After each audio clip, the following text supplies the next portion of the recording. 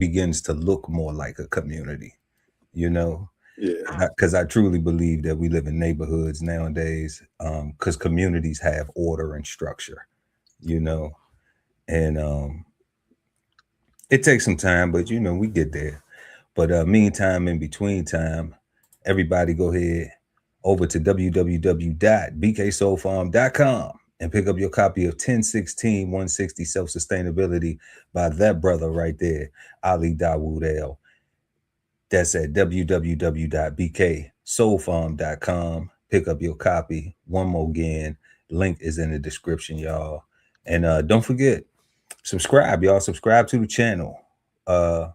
Cigar Sundays on YouTube, and at DB Chef TV, and enter your name in the hat to win $100. We do our giveaway every third Sunday of the month, right here, live on Cigar Sundays Live.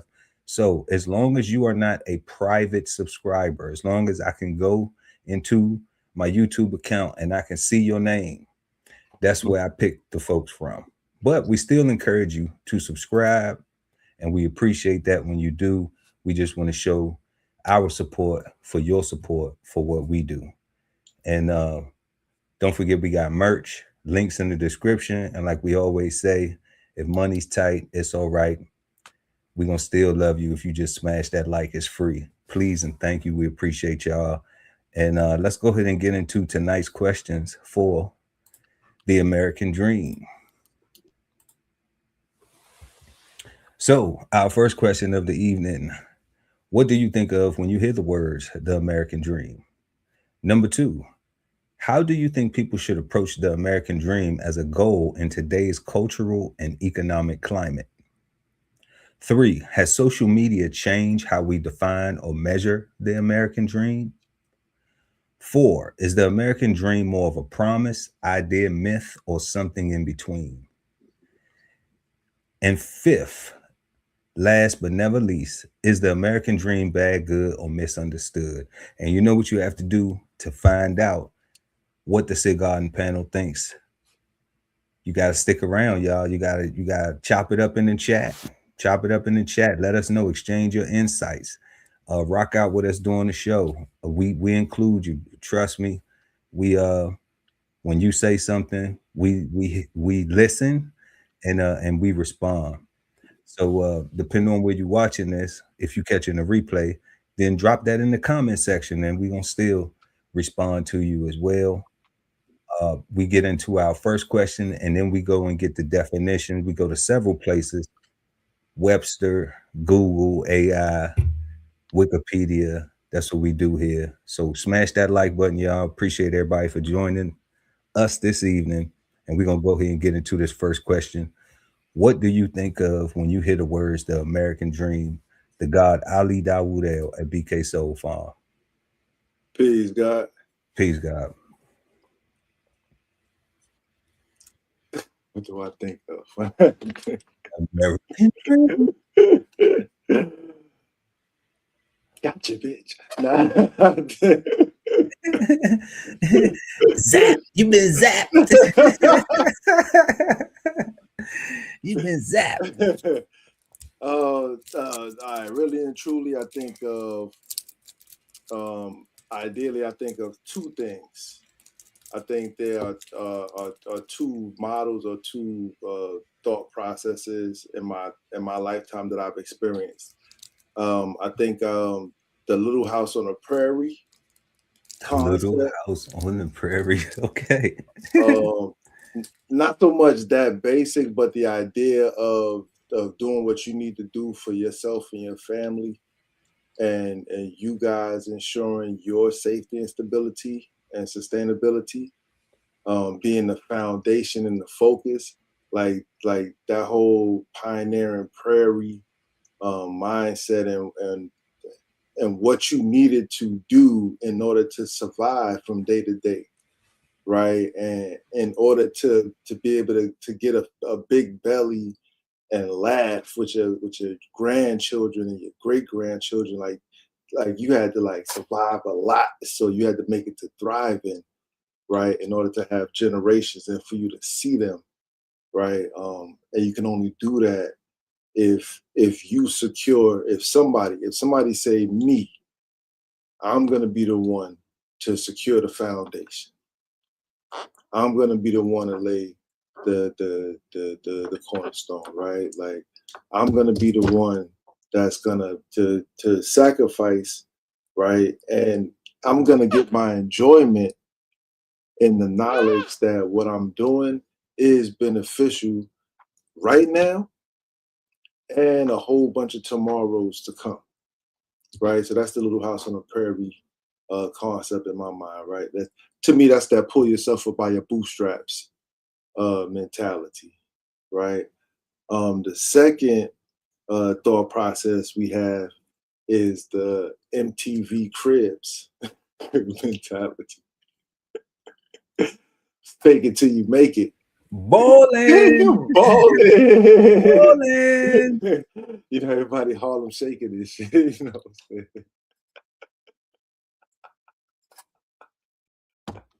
saying? All right. With MTV Cribs, you know, today people can say in 2026 that all those houses were rented. Today, we can say that. We can say that those cars and those and everything that we saw was all TV, right? We can say that today. But in that day and time, it 100% put up a lifestyle that looked attainable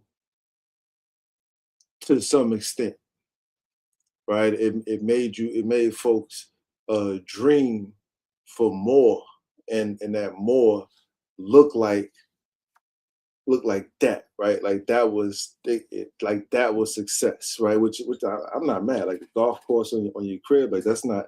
I mean, I am mad at that because I would rather that be farmland instead of a golf course. But my point is for you to have Preference. That's preference. that's preference, right? That's preference. Right. You know, because you can still have a little small little homestead garden in your back, as long as the HOA doesn't prevent gardening. Oh my God. No small farms, no fruit trees, No no, fruit you trees. know, you know, no vegetable planting. Like, you know, you might run into that. I don't know. It's gonna bring vermin and bugs, right? Yeah. So that's what I think. I think MTV style television and era um, made folks want. I think it made folks want more and dream bigger, right? And it helped it, it helped the trick solidify, right? Like that whole we say when I first think about it, when I say gotcha bitch, right, is a is a trick. The land of milk and honey, the streets that are paved with gold, is what I hear people are told from overseas that inspired them to come over here, right? And then when you put on a TV show, and then you drive through places like Virginia or Atlanta or upstate, like just like upscale places where people got big homes and black folks, specifically black folks, are living affluently and not living below their below the poverty line, right? Like But where I live at. you know what I'm saying? Like where I live at. Yeah. You You know, know what I'm saying? many mansions. Many mansions. Many mansions. You know, for 4, 5, 6 bedrooms is many. Standard home is 2, 3 bedrooms. 4, 5, 6 mini mansions. 7 bedrooms or more is a mansion anywhere you go in the world in America. Hold on. You said 4 or 5 bedrooms and mini mansions? Yeah, God, that's a mini mansion. 4, 5 bedroom, 4, 5, 6. Hey, I live with a mini mansion. Yeah, 4, 5, 6 is mini mansion. I was not saying that Because 7 bedrooms or more is a mansion anywhere you go. Word. Think about it. Wherever you Yeah. go, 7 bedrooms or more, because you're gonna have at least 4 bathrooms, with a That's true. 7-bedroom house. Hell yeah. You know, so like that's a mansion. Yeah, that's crazy. Yeah, so that's why I be like, people don't even be realizing where they at in life. You know what I'm saying? I did because I They was. don't. People don't even be realizing like they wins. You know what I'm saying? They be, I knew I was winning because I had a house and it wasn't an apartment, right? So I was like winning, right? But I ain't never think matches, mini matches, son. yeah, Like that's a man. Come on, that's it was like 20 of us, and we only had 3 bedroom. that's what I'm saying, right? Like that's dope, right? So yeah. So that's what I think, right? I think those two things. I think we got the Little House on the Prairie concept and the MTV Cribs concept, right? And somewhere between the two, there lies this thing of a white picket fence with the three children and a dog and with the wife that stayed home and she barefoot and pregnant and the Mayberry song and Talk about it, the God. ice cream truck and all that stuff, right? Right. And the houses decorated with the Christmas lights and all that. That is the Yeah. American dream. And that's why I said somewhere between Little House on the Prairie and MTV Cribs, you got that, right? Because the reality is, like, you can decorate your house every season, no matter where you. I mean, unless the HOA say you can't, but you can. Like you can literally do all the things that you want to do, and be as free as you want to be. Um, but we'll get to the rest of what I want to say a little bit later. But I'm gonna just stop at those two things, God. Little House on the Prairie concept and MTV Crib concept is, and somewhere in the middle is the white picket fence and the spouse. I can't say wife no more. The spouse that stays home and take care of the children. And with the was it 2 children and a dog or 2.5 children? I Let never me let understood me that let me the tell half you something. If children, you the half if a child.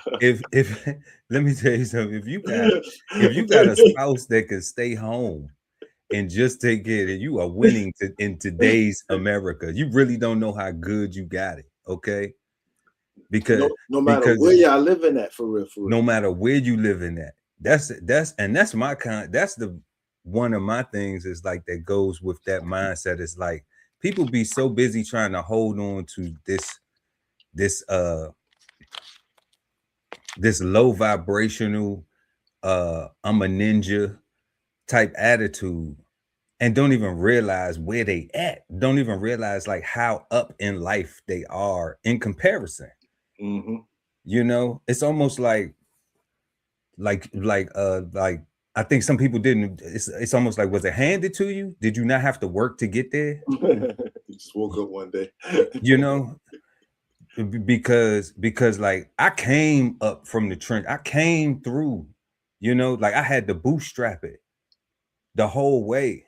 I came from top ramen and then messing up my own finances and all these things. Like I had to work hard to get. I had to work hard to get. It's even like the um the young lady who I got the plates from today. Um, I asked her. I said, "When do you cook? Like, is this a regular thing? And she was just like, I got 2 jobs. You know what I'm saying? And that wasn't one of them. So that was the 2 jobs and the hustle. You know, and it's like I understand that because one of the brothers that was out there I was talking to, he was just like, I was like, yeah, my wife is working now. You know, so on the outside in, it looked like, oh yeah, he got this and he doing this by himself. I ain't by myself. Like I got, but I don't need to. But you ain't my friend, so you don't need to be in my business. And that's, you know what I mean. So like, if we was cool, then you might know that. You understand what I'm saying? But so I'm with you, guy. When you said a secure foundation, because you said the little house on the prairie, right? What do I think of? That's what we asking, y'all. We asking, what do you think of when you hear the American dream? God said a secure foundation. When you said little house on the prairie, I'm thinking a secure foundation. Yeah. Okay. And it's all encompassing of having your bills paid, you know, like what we was talking about the last time, like not, oh, I put something on this or I put something on that. No, bills paid, you know. It may take a while to get there, to learn the disciplinary budgeting practices, to even build the income up to secure that, and then understanding what living within your means is, not living beyond your means, not trying to have something to show everybody else, but being able to have what you have and know that you can afford it because you can maintain it. Because it's easy to obtain. I can get a credit score and put some money down, but then can I keep this thing looking like, can I keep this thing looking like when I first bought it? You know how some folks have an old vehicle and it'd be like, man, somebody else may see you and be like, man, why you riding around that old thing? You ain't got this, you ain't got that. What you talking about I don't have is I don't have the same thing you have. I don't have no high ass car note. I don't have no high ass insurance.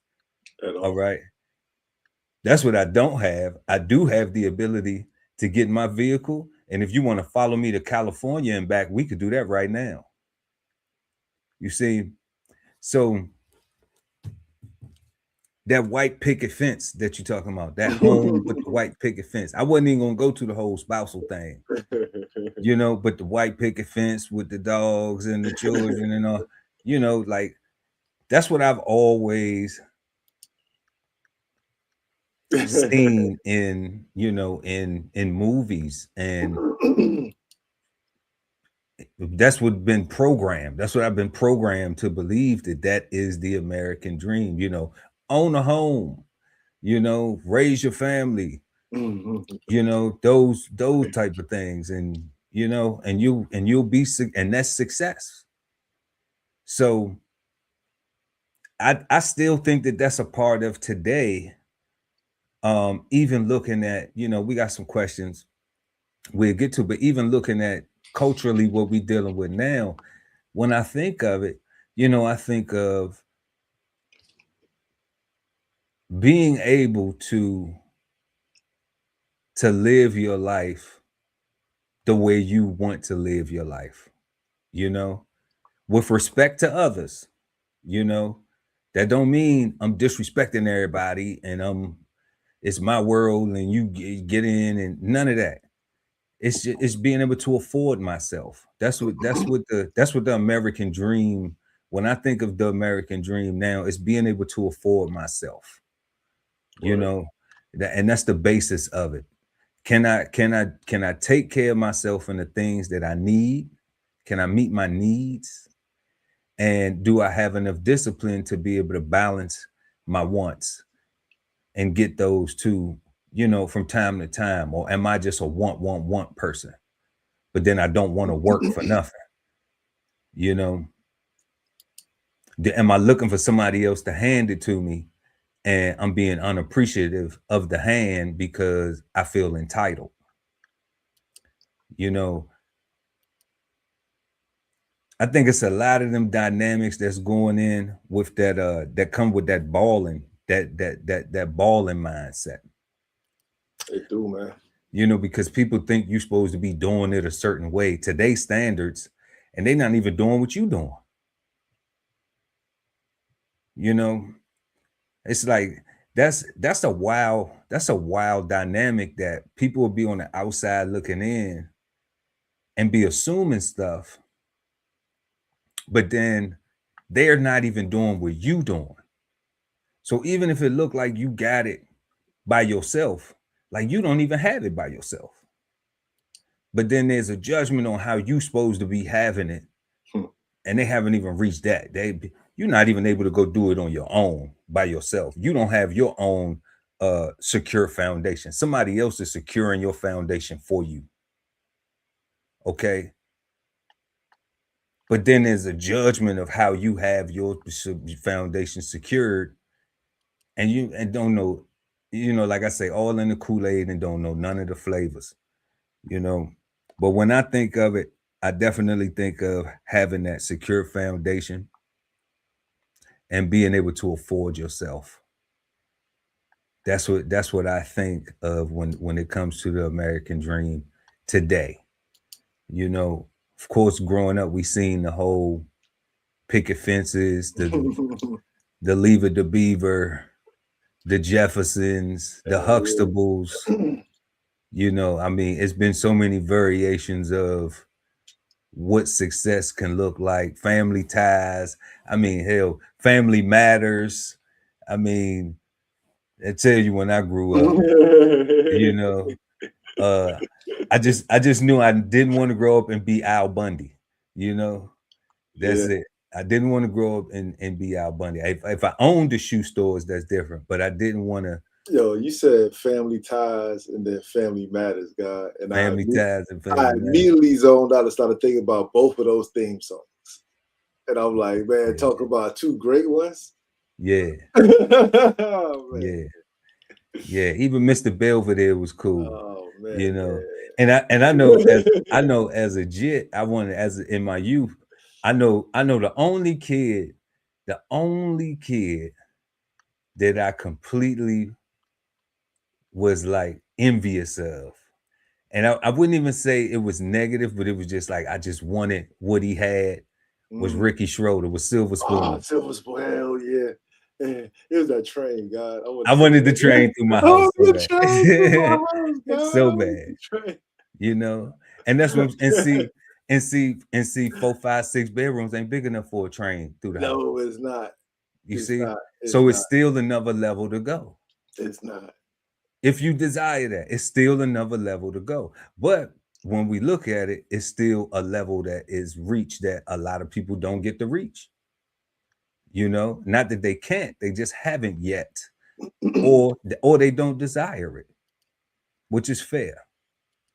But we still have to look at this because if you ever lived in the projects, then you know how small the rooms is. Facts. Every one of And that's different from getting a house with a couple bedrooms, with two bedrooms or 3 bedrooms. That's a level up. If you ever lived in a double wide, okay. See, I got the experience in both, all of them, double wide, PJs, all that. So, and I don't know if Nana V did it on purpose. I don't know if she was just making sure. them. We get a little bit of this, we you get a know, little bit of I don't know if she was just making that. sure, like, my son gonna experience, so he'll know when he need to appreciate his blessings. You know, That's love, though. I mean, because appreciation is what's is needed. absolutely, absolutely, and we do appreciate it, and I appreciate the journey for sure. Let's get into this next let's bring up these definitions because it's interesting. It's interesting that there's a definition, God.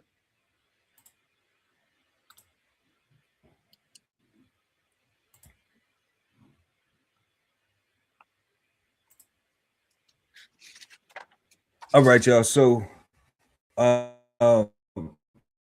let us know what you think of when you hear the words the American dream. Let us know in the chat. Make sure to smash that like button. And we're going to go ahead and jump into the definition of the American dream. And we're going to start with the Merriam-Webster dictionary right here. And it says uh, the American dream is a noun phrase. Okay. So I'm going to have to correct that. I thought it was a saying, but it is a phrase. But that's what we do here: words, sayings, and phrases. And we got the American dream, a happy way of living that is thought of by many Americans as something that can be achieved by anyone in the US, especially by working hard and becoming successful. Yep. And then we see down underneath it says, with good jobs, a nice house, two children. You got to have two children. And Two children. two children, though. And plenty of money. And plenty of money. And they believe they were living the American dream. You know? So I may not have the American dream, though. I'm slighted in one of them. I'm slighted in two areas, you know. I don't have the two babies, and I don't have plenty of money. We got a little change, Not but plenty of money, but guy. Like I ain't got plenty of money. I'm not sure what plenty is though, because all of my needs are met, and I get what I want too, like I make sure that I budget and do the things I want to do. So So I think if we had plenty of money, I think we would know. Like, yeah, we got plenty of money. Like I think we would. I think that's just something that you would just know if you just had enough of it. what's enough though? See, I don't know. Like I think I don't know what enough is. I think once you cross a certain, like for whatever your threshold is, I think once you cross that, you like, yeah, I got plenty. See, I feel like that now because of a certain rap song will make me. I got plenty of money, right? But I feel that now because I always say, God, I don't need to have millions and billions of dollars to feel rich. But what I must have is I must have a budget discipline, and the ability to be a good steward of what I have. Because without that, then I'm going to be broke. That's a fact. So That's a fact. like I pretty much go, like if I want something, I want to buy something, I just go buy it. Like I don't really have so I don't know, that plenty money thing. So maybe you're right. Maybe just living within your means is plenty of money. And that's what I'm thinking, like affording myself, or being able to afford myself. And if they wanted you to have like a mansion, it would have said an abundance of money. Right, because they said a nice house. It's a nice house. Nice house. That's all. Just a nice house. Yeah. Something that you like. That's all. Let's go and ask Google. Let's go and ask Google. Let's see what Google says about the American dream. Google says the American dream is the ethos that all U.S. residents, regardless of background, can achieve prosperity, upward mobility, and a better life through hard work, determination, and initiative. It emphasizes individual freedom and the ability to attain financial stability, often including home ownership, to live a happier, more fulfilling life than the previous generation. I think my granddad would be proud. I know grandma proud. She 94 right now. I know my mama proud. Granny told me she was proud of me. My mother proud of me. My daddy proud of me. Yeah. Yeah.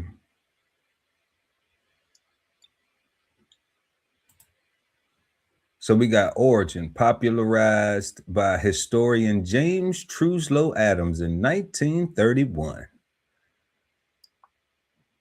In 31, huh? Interesting.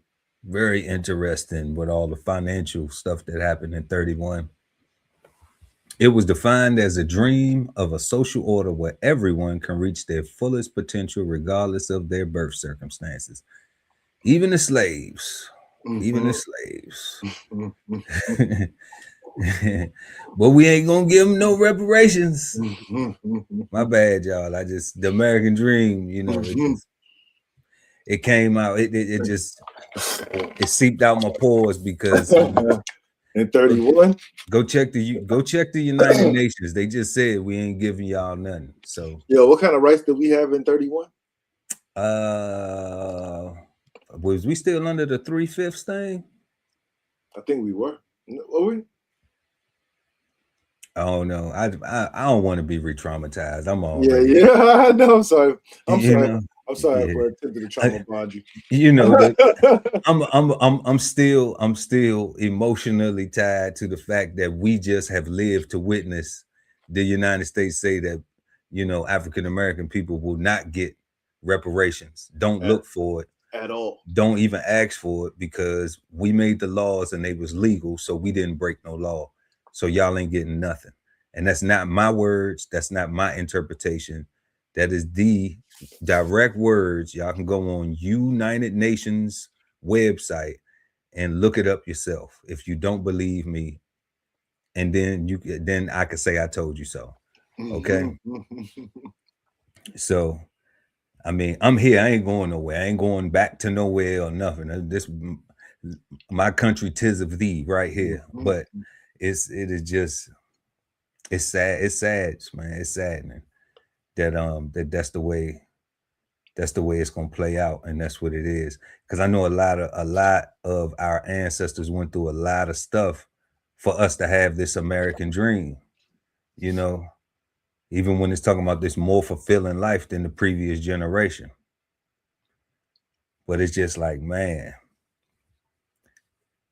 I guess this is what they went through it for.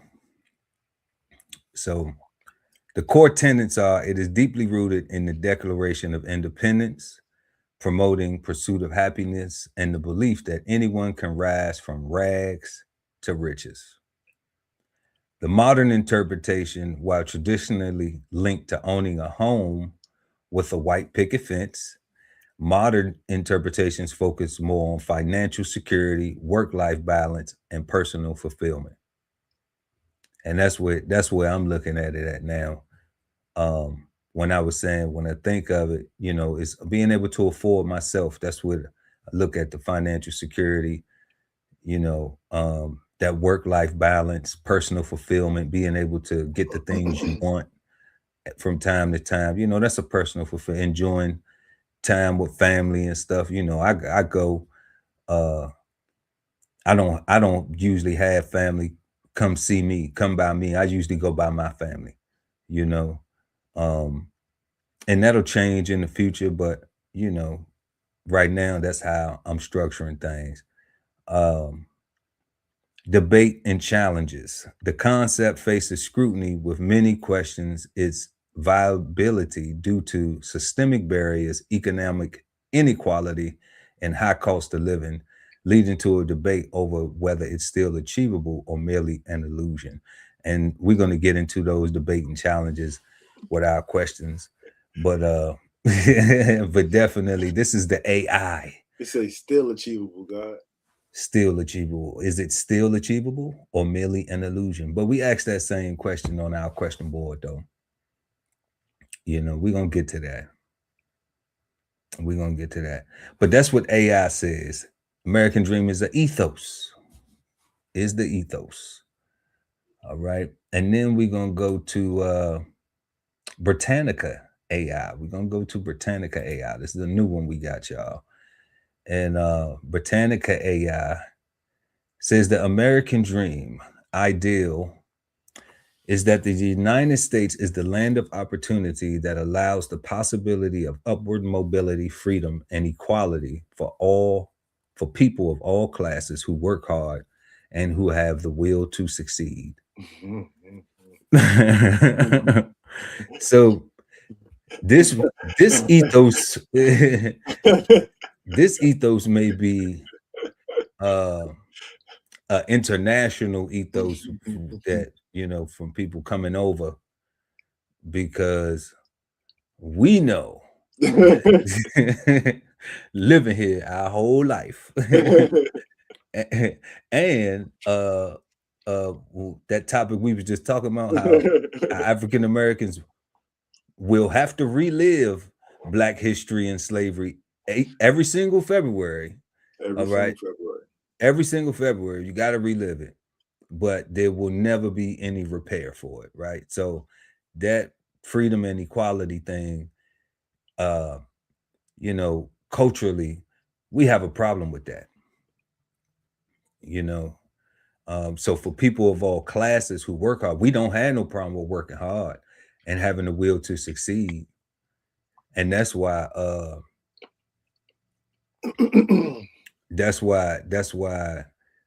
remember when we said when brother Malcolm X was asked, by the white interviewer, what's the difference between a black person and a nigga?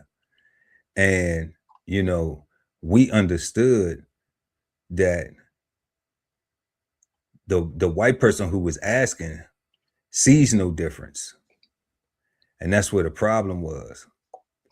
We know the difference.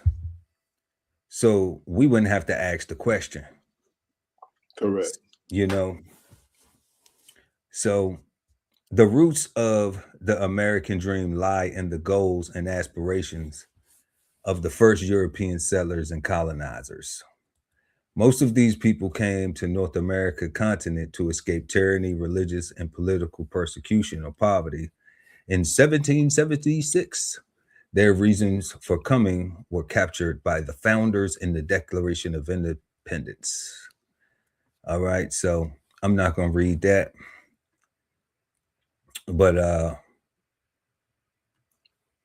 that's what Britannica says. The ideal that the United States is the land of opportunity that allows the possibility of upward mobility, freedom, and equality for all people, all classes who work hard and have the will to succeed. All right. And then we had the American dream, going back to Merriam-Webster.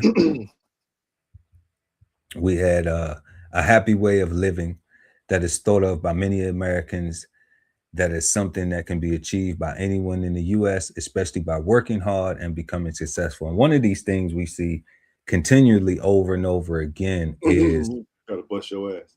is working hard. you know, is working hard. You gotta do that, God.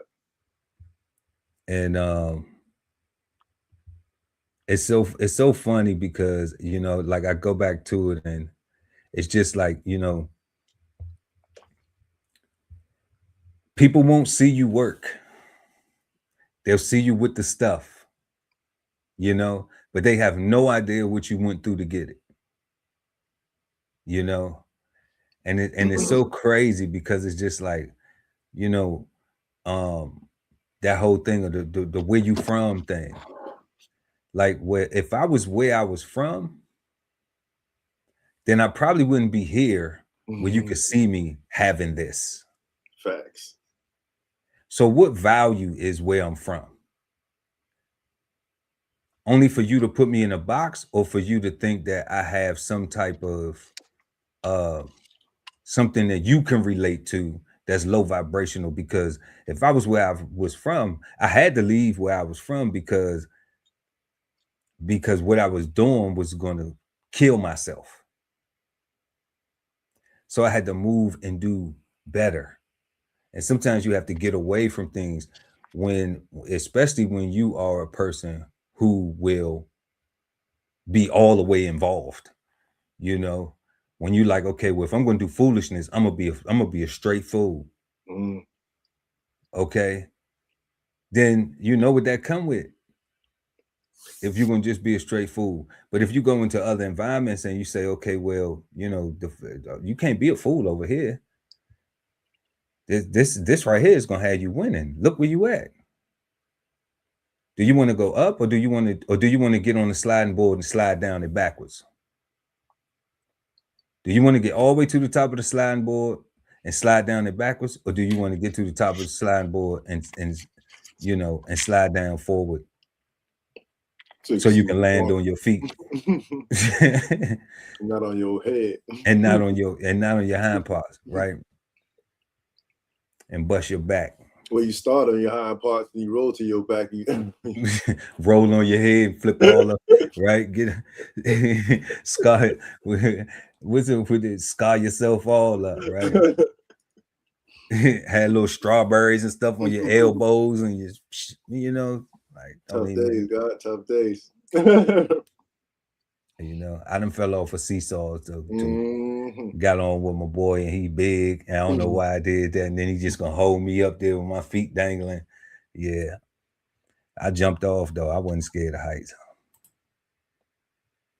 So moving to our second question.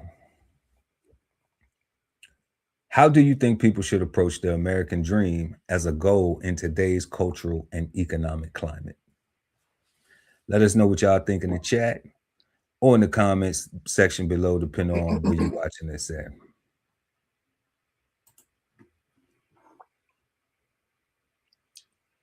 From a citizen's perspective, regular person's perspective, I think that Hold up, are you not a citizen?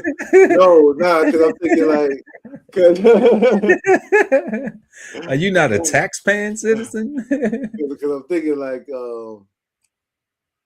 because you got government politicians, they got a certain thought process of how Americans should act or whatever. But but but thinking about it, I think everybody should just read one of those definitions and do that, get to work.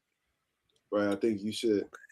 I think that's what people should do, right? Because even if you listen to even one of our definitions, I think they fall in line with everything that we read there, right? Like it come down to hard work and having success in your ability to sustain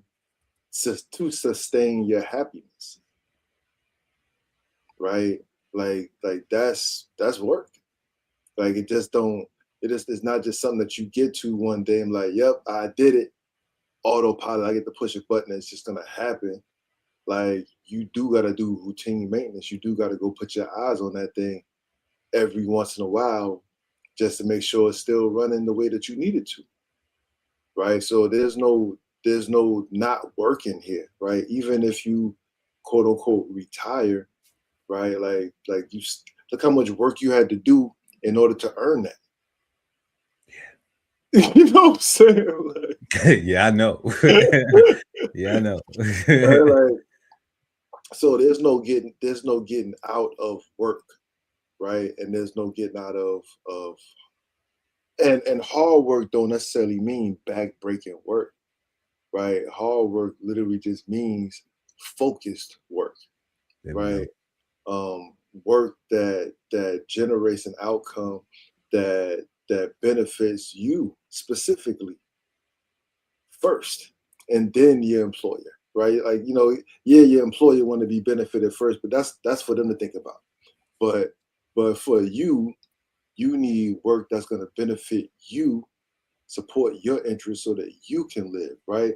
Because if you don't have that, you are 100% not really giving your boss, your employer, your best, which means you're not really putting out the best output, which means they kind of really losing money, right? So you wasting your time. There's a whole bunch of lack and loss, right? So pick any one of those definitions and just think about what you want to do and just go do that, right? Like, and if you don't know what you want to do, whatever it is that you are doing, right? Like even if you're working in a fast food restaurant, all of those, most of them are franchisable, right? So if you're already in there, look around and be like, yo, how can I own this?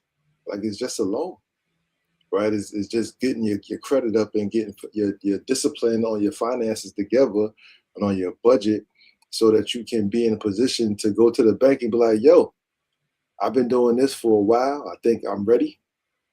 Hook me up. I mean, or however it go. You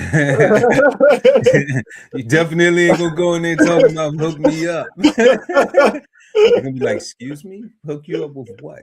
Am I being robbed? What type of product are you looking for specifically, sir or ma'am? Because we don't typically do hookups. No hookups here. You want some free pins? You You know know, what I'm saying? take a lollipop or something.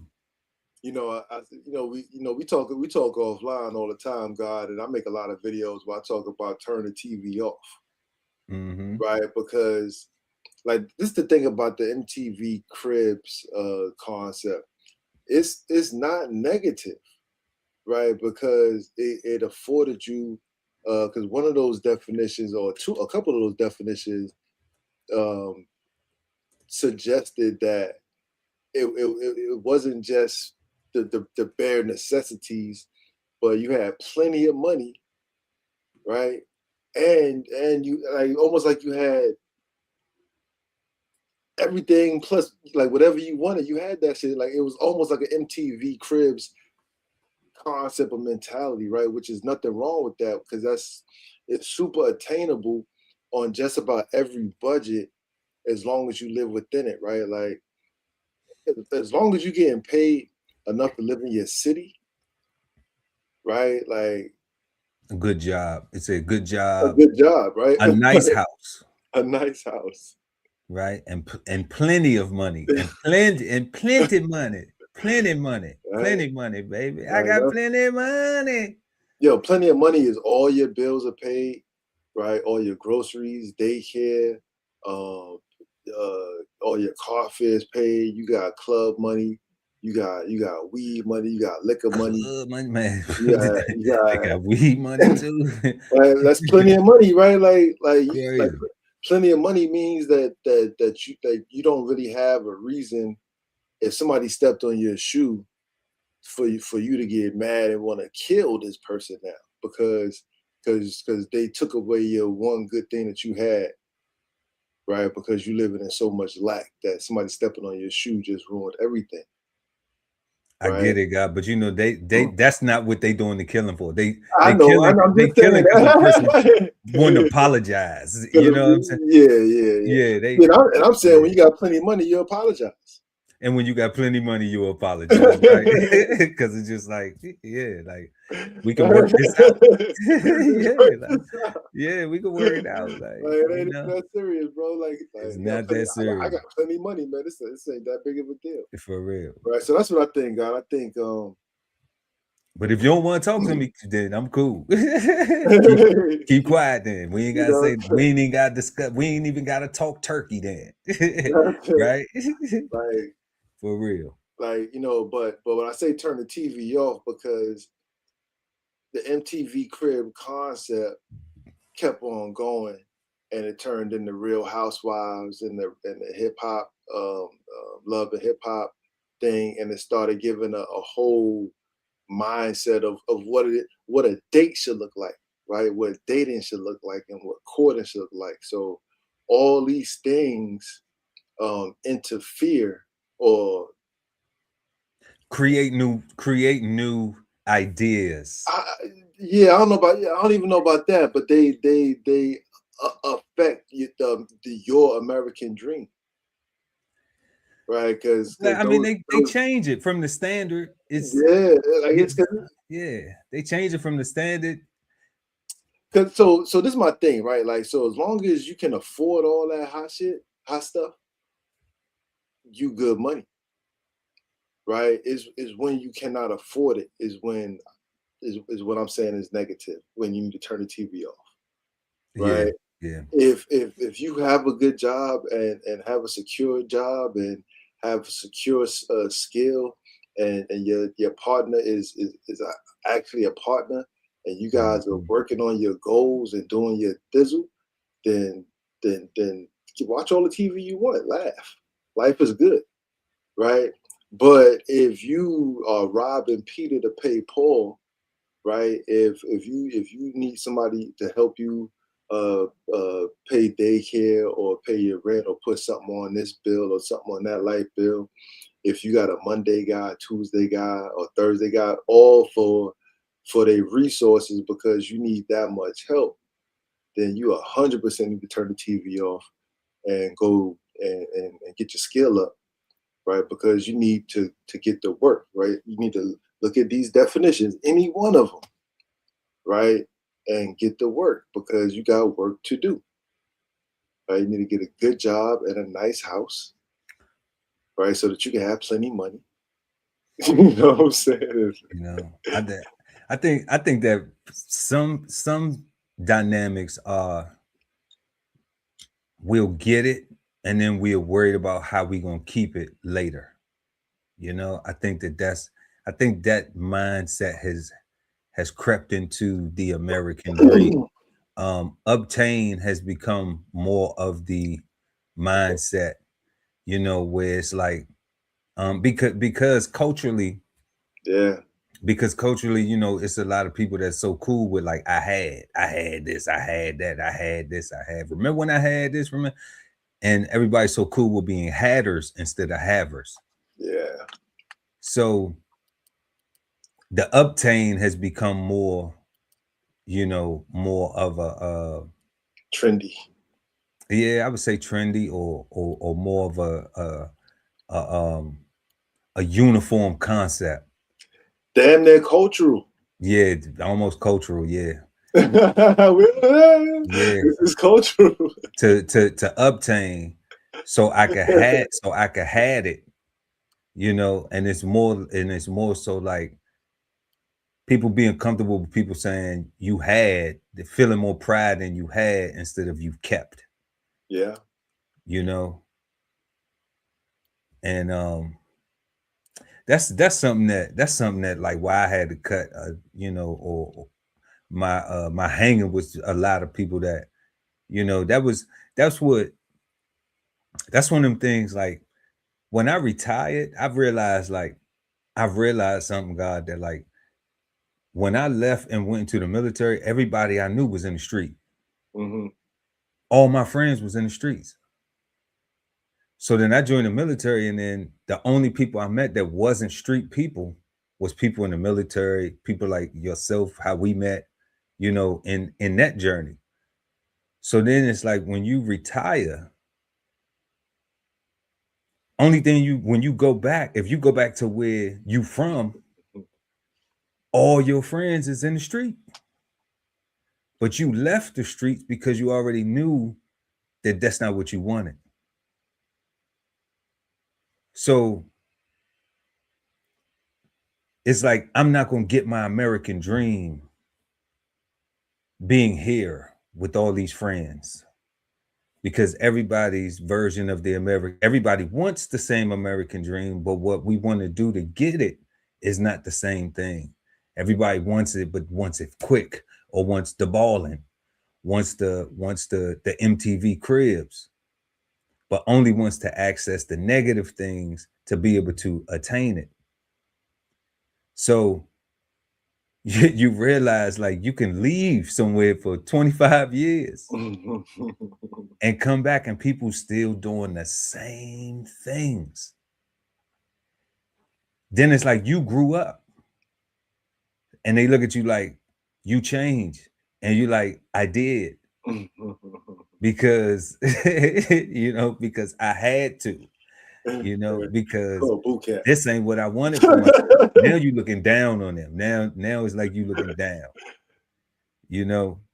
Now they looking at it like you looking down on them. And it's like, I'm not looking down on you. I just have seen better. I just been exposed to difference. And that's what I desire now. This ain't cool to me no more. I don't value this anymore. I value this over here now. And you say, you know what? Let me show you what we got going on over here. Rock with me for a little bit. They don't want to hear that. What they want to do is, it's like, oh, I'll do that if you're gonna do this over here with me. And I'm like, that over there is a little bit dangerous. You know what I'm saying? And I ain't Johnny. Why do you want to do that over there? Yeah, like, I ain't Johnny. I ain't Johnny Dangerous like that. In fact, tell me what you're really trying to do, and we can talk about it, and we can figure out a whole nother way. I mean, we've done so much that it's just like, hey, we can do this, and we got this option, we got that option, we got this option. And it's like, it's like, all them things that was opportunities is like, we really got them. You just, like, I know that, in the Black community, it's not a lot. Well, I mean, we don't even have Black community no more, but like, in common areas, where there's a lot of black folks, you know, what they like to say urban areas. We can say black community concept. In the black community concept. Ooh, here we go. Yeah, that's what we doing. Cigar Sundays live, y'all. Smash that like button. In the black community concept, okay, there isn't a lot of information that's passed directly. Okay, because we see like Votex have been taken out of the schools. Yeah. We see that there isn't a broad base of military awareness of military service awareness, like all the different branches that are available and all of the different options on how to access them. You know, we get the Navy, Air Force, Marines, Army, uh, ROTC programs. They are the most invested in. You know, but then you have United States Public Health Service, you got the Space Force, you got the Merchant Marines, you got the Coast Guard. You don't get, and all of those are military services, and you don't get a lot of, you don't see us in those spaces because it's so rare that you know that you get introduced to the information to be like, oh, that's an option for me, you know, and a good one too, actually. and I still make the same pay, and I still make the same, you know, and the difference is A I may better option, I'm gonna say, actually. I might save a life, or you know, or recover a life, you know, a lifeless person, but I may not be required to take a life necessarily, you know. That's different. So, but you still get the same pay. So, you know, and you still have the access to the same opportunity. You still have the access to the same education. You still have the career paths, and you know, operations specialist can be an operations specialist in any branch of service and do their time and then go and work with any, you know, it's all, and you have that core so you can go and work with this contractor, this, boom, boom, you know, like you're not limited at all, you know, and it doesn't matter. Especially if you're an operations specialist, you have, Especially, like, you yeah, are not limited. at all. You know, but people need to, but people in the what you call it, the black community concept, you know, it isn't communicated enough. It isn't shared enough to say, hey, you have this opportunity. It's just more like, you know, well, here, just go do this. So at least they just doing something. And it's like, no, like,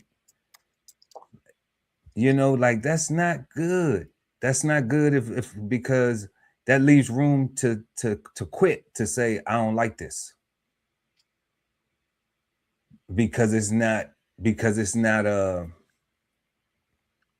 nurtured, you know, like all the way through. Like it's not cultivated. It's not like, okay, uh, you know, the way some parents cultivate their children to play sports.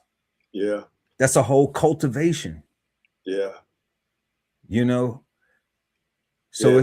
it's like we need to, we should be trying to, you know, cultivate the same way. Yo, God, like, not for nothing. Like, if that could be taught or inspired, um, for everything, not just sports though, right? Because that's like a whole thing that, like, those parents are super involved. Um, they are super duper involved. Um,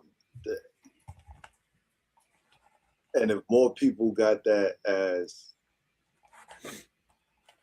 if that was cultural, that would, man, can you imagine what we would be as a country if parents were like those kind of like, but for everything, not Like the just sports parents, right?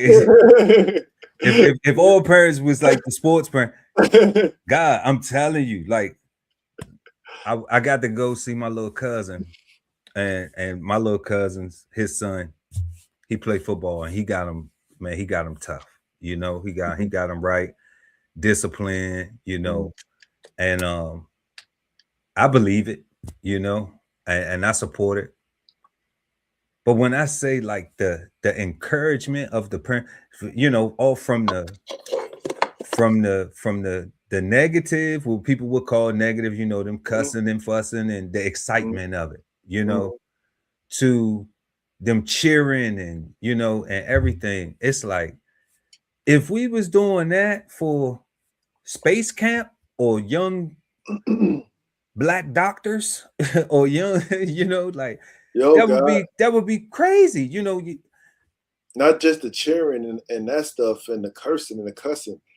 They are present. They present. They present. Their child is in all these activities. They are, if they one of these traveling teams, they traveling, right? That's not a school bus that they jumping on.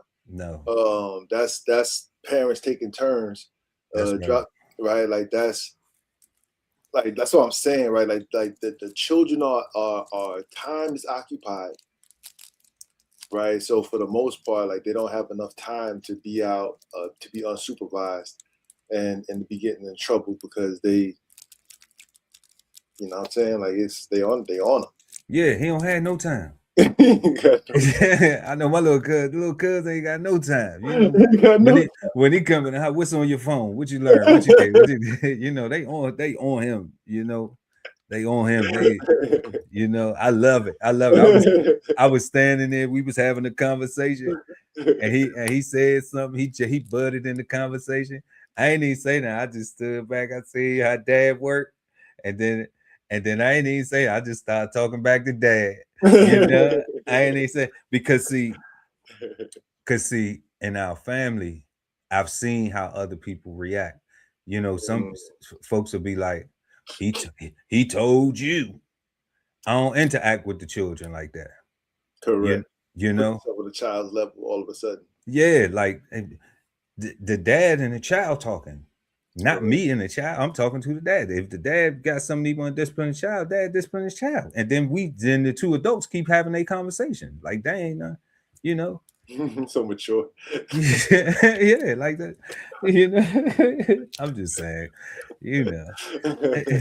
I mean, because when we grew up, that's how we got it, and I see, all facts. yeah, that's how we got when we grew up. That's how we got it. If mom was disciplined, I'm telling you, if I got my hind parts tore up, I mean, I could go over my aunt house like 2 days later, and she'd be like, "Don't make me have to do you like your mama did you on Monday night after this." I'm like, God, like you had, she told you about that. Like so when I came through the door, you was already waiting for me to cut up so you could do that. I'm like, man, you know, you gonna give me one, then I'm gonna get one when I get back home. Like, man, I ain't playing with y'all. But definitely, y'all, let us know what you think. How do you think people should approach the American dream as a goal in today's culture and economic climate? I mean, make a plan, like have a plan for everything that you do. I was talking to a young family member, and they were sharing some things with me about their finances and stuff, and I was like, do you write this stuff down? Like I heard everything you saying that you want, but have you written this stuff down? Have you written it out so that way you can visualize it? Like, have you put it on paper so that way you can actually see it? Okay, and then put a little box beside it and check off these boxes and make sure and look at it. Maybe even post it on your wall so every day that you wake up you can look at it and you can say, am I checking this box off? Am I getting this done? I'm like, it's so important that we make lists of things that we have to accomplish. And when you're doing it, trying to do it all in your head until you become disciplined enough to do it all in your head. I'm like, I do a lot of stuff in my head, but I got a lot of stuff going on in my head too. So I have to write it down. I have to write these things down so I can check this stuff off, so I can make sure that, because I get sidetracked on stuff. Oh man. You know, I started on one project and then now I'm all into that, and I forgot that I had done started working on this other thing over here, and I'm like, oh dag, I got 30% done over here, and now I'm over here trying to get 100% done, and I'm only 30 on this. So, you know, And don't let me find something I've been looking for that I stopped looking for. Nah, yeah, nah, I gotta do that. so I encourage like with this American dream thing, with this economic thing in relation to the question, you know, since we are agreeing that in some way it is about your own idea of what that is, and and a financial um stability for yourself, whether it's having a home, whether it's just being able to pay your bills on time, having your rent, whatever that looks like for you. To get there, you need to have a plan. Okay. And I know in the black community concept, you know, we say a lot. What you need to do is What you need to do what is you need to do is, you know, um, but what you have to do is you have to have a plan. You have to have a plan, and you have to have some discipline, and you have to be intentional about it, about accomplishing it. Because if you don't, then you're never going to get there. Okay. And that's for everybody. That's for every human being on the planet that says, this is where I'm at and this is where I want to be. So even if you get into your vehicle, all right, you're gonna need an address, you're gonna need a GPS, you're gonna need some directions to get there. That's a plan. And you're gonna have to follow that path till you get there. All right. So each thing that you're trying to do to get to that, whatever your American dream looks like, you need that plan. You have to have that plan. You have to have execution of those things along the way. And you have to have the confidence that I ain't going to know everything. I'm going to have to learn some stuff along the way. So, guess what? I'm not taking no L's as in losses. I'm taking L's as in learning lessons on what not to do to reach my goal, to reach my destination. And you can reach that American dream, whatever it looks like for you, you know, or, or have life the way you want it. And yeah, I think that's how people should approach it today. Because you can't really do anything about the economic climate but learn what's going on. That's it. Educate yourself on what's going on, and have a financial plan, you know, and like the guy said, maybe with the cultural, some of the other cultural stuff, turn the TV off. Stop letting these other things like these other concepts come into your brain of the love and hip hop things. I hate to punch down on love and hip hop, but it's so toxic. Um yeah, these real housewife things, you yeah, know, because they lack the ability to effectively communicate on them shows. That's what they're teaching. They're teaching the lack of ability to effectively communicate. You know, it's it's F and F. You know, yeah. it's F and F. It's you know effing and fighting, Mhm. fighting and effing, and people think that that's normal. That And it becomes normal because there's so many episodes and so many seasons and so many spin-offs and so many people becoming rich and so many people getting views and likes and so many people getting interviewed and people are getting podcasts and yeah, that's probably the next question. I'm because they look so sorry. good, because they look so good doing it, They do look right? so good and though. and and somebody will say, well, if I don't care what my life is like as long as I get to have those material things, Correct. you know? And that's a hoe, That's you know? man. Yeah. That's a hoe. You know, call it what you want. Because I heard Will Smith said, once you get all the stuff, once you have all the money where you can buy anything you want, where do you find your happiness at? Hmm. Once you can buy anything that you want to buy, once you can date anybody you want to date, you can sleep with whoever you want to sleep with. You got all the fame, you got all the stuff, you got all the attraction. Where do you find your happiness at? And he separated the money, the the intimacy, the what Yeah. you call that, the promiscuity, Yeah. you know, Kept it the real. the material stuff. You know, he separated all of that and he said, then where's your happiness at? You know, and I thought that that was, you know, that was a jewel that he was dropping from somebody who got all that. You know, got the fame, got the all, he got all that. Got plenty of money. The kid got plenty of money, right? You know, and, and I don't think it's cap. I don't think that people are just saying that, you know, because people I think that it's low vibrational when people say, oh, well, of course they gonna say that because they got a whole bunch of money. They ain't struggling. But how you know they not struggling? Correct. How you know they not struggling in other areas of their life? Money don't fix everything. Especially when those other areas affect money, right? Because once you start getting cheated on, infidelities, and getting put on front street, start slapping people, and like going through a divorce, all kind of. I mean, that stuff costs money. That stuff costs you money. You know, especially if you're entertainers and people like that. Like it costs you your reputation.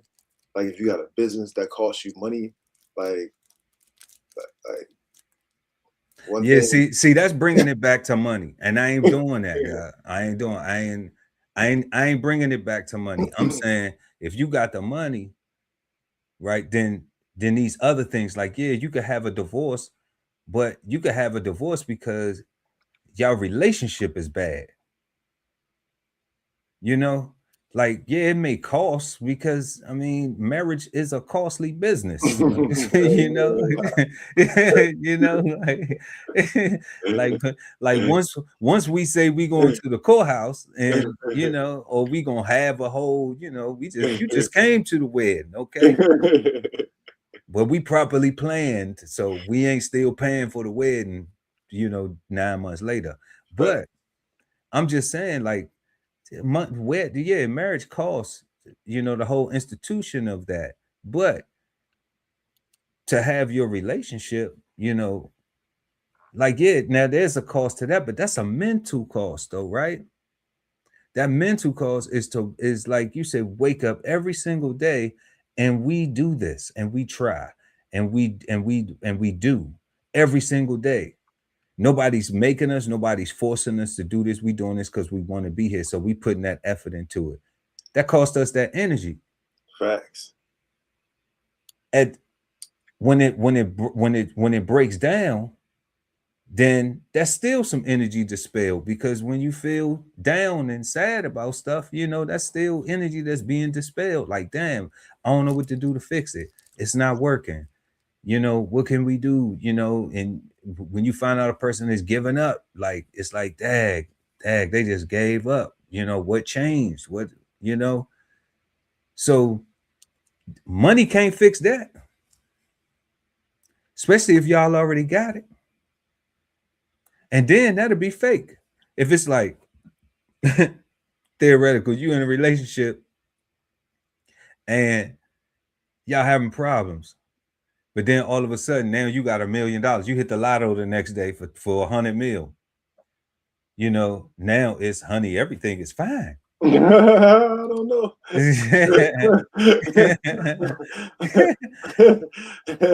Honey, everything is fine. So you telling me all them this and that, or whatever the issues is that was going on, like that just went away. Nah, Right. now you could pour some money on top of it and for a little bit, but that don't change the fact. At all.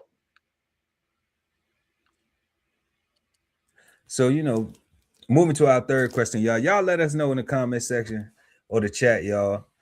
How do you think people should approach the American dream as a goal in today's culture and economic climate? Because everybody, we got high gas prices, we What? got food going up, Oh. we got 3 wars, 4 wars. We finna take over Cuba too, Um, You take like it's a lot going on out here, y'all. So culturally, culturally we divided. What I'm saying? Economically, folks struggling.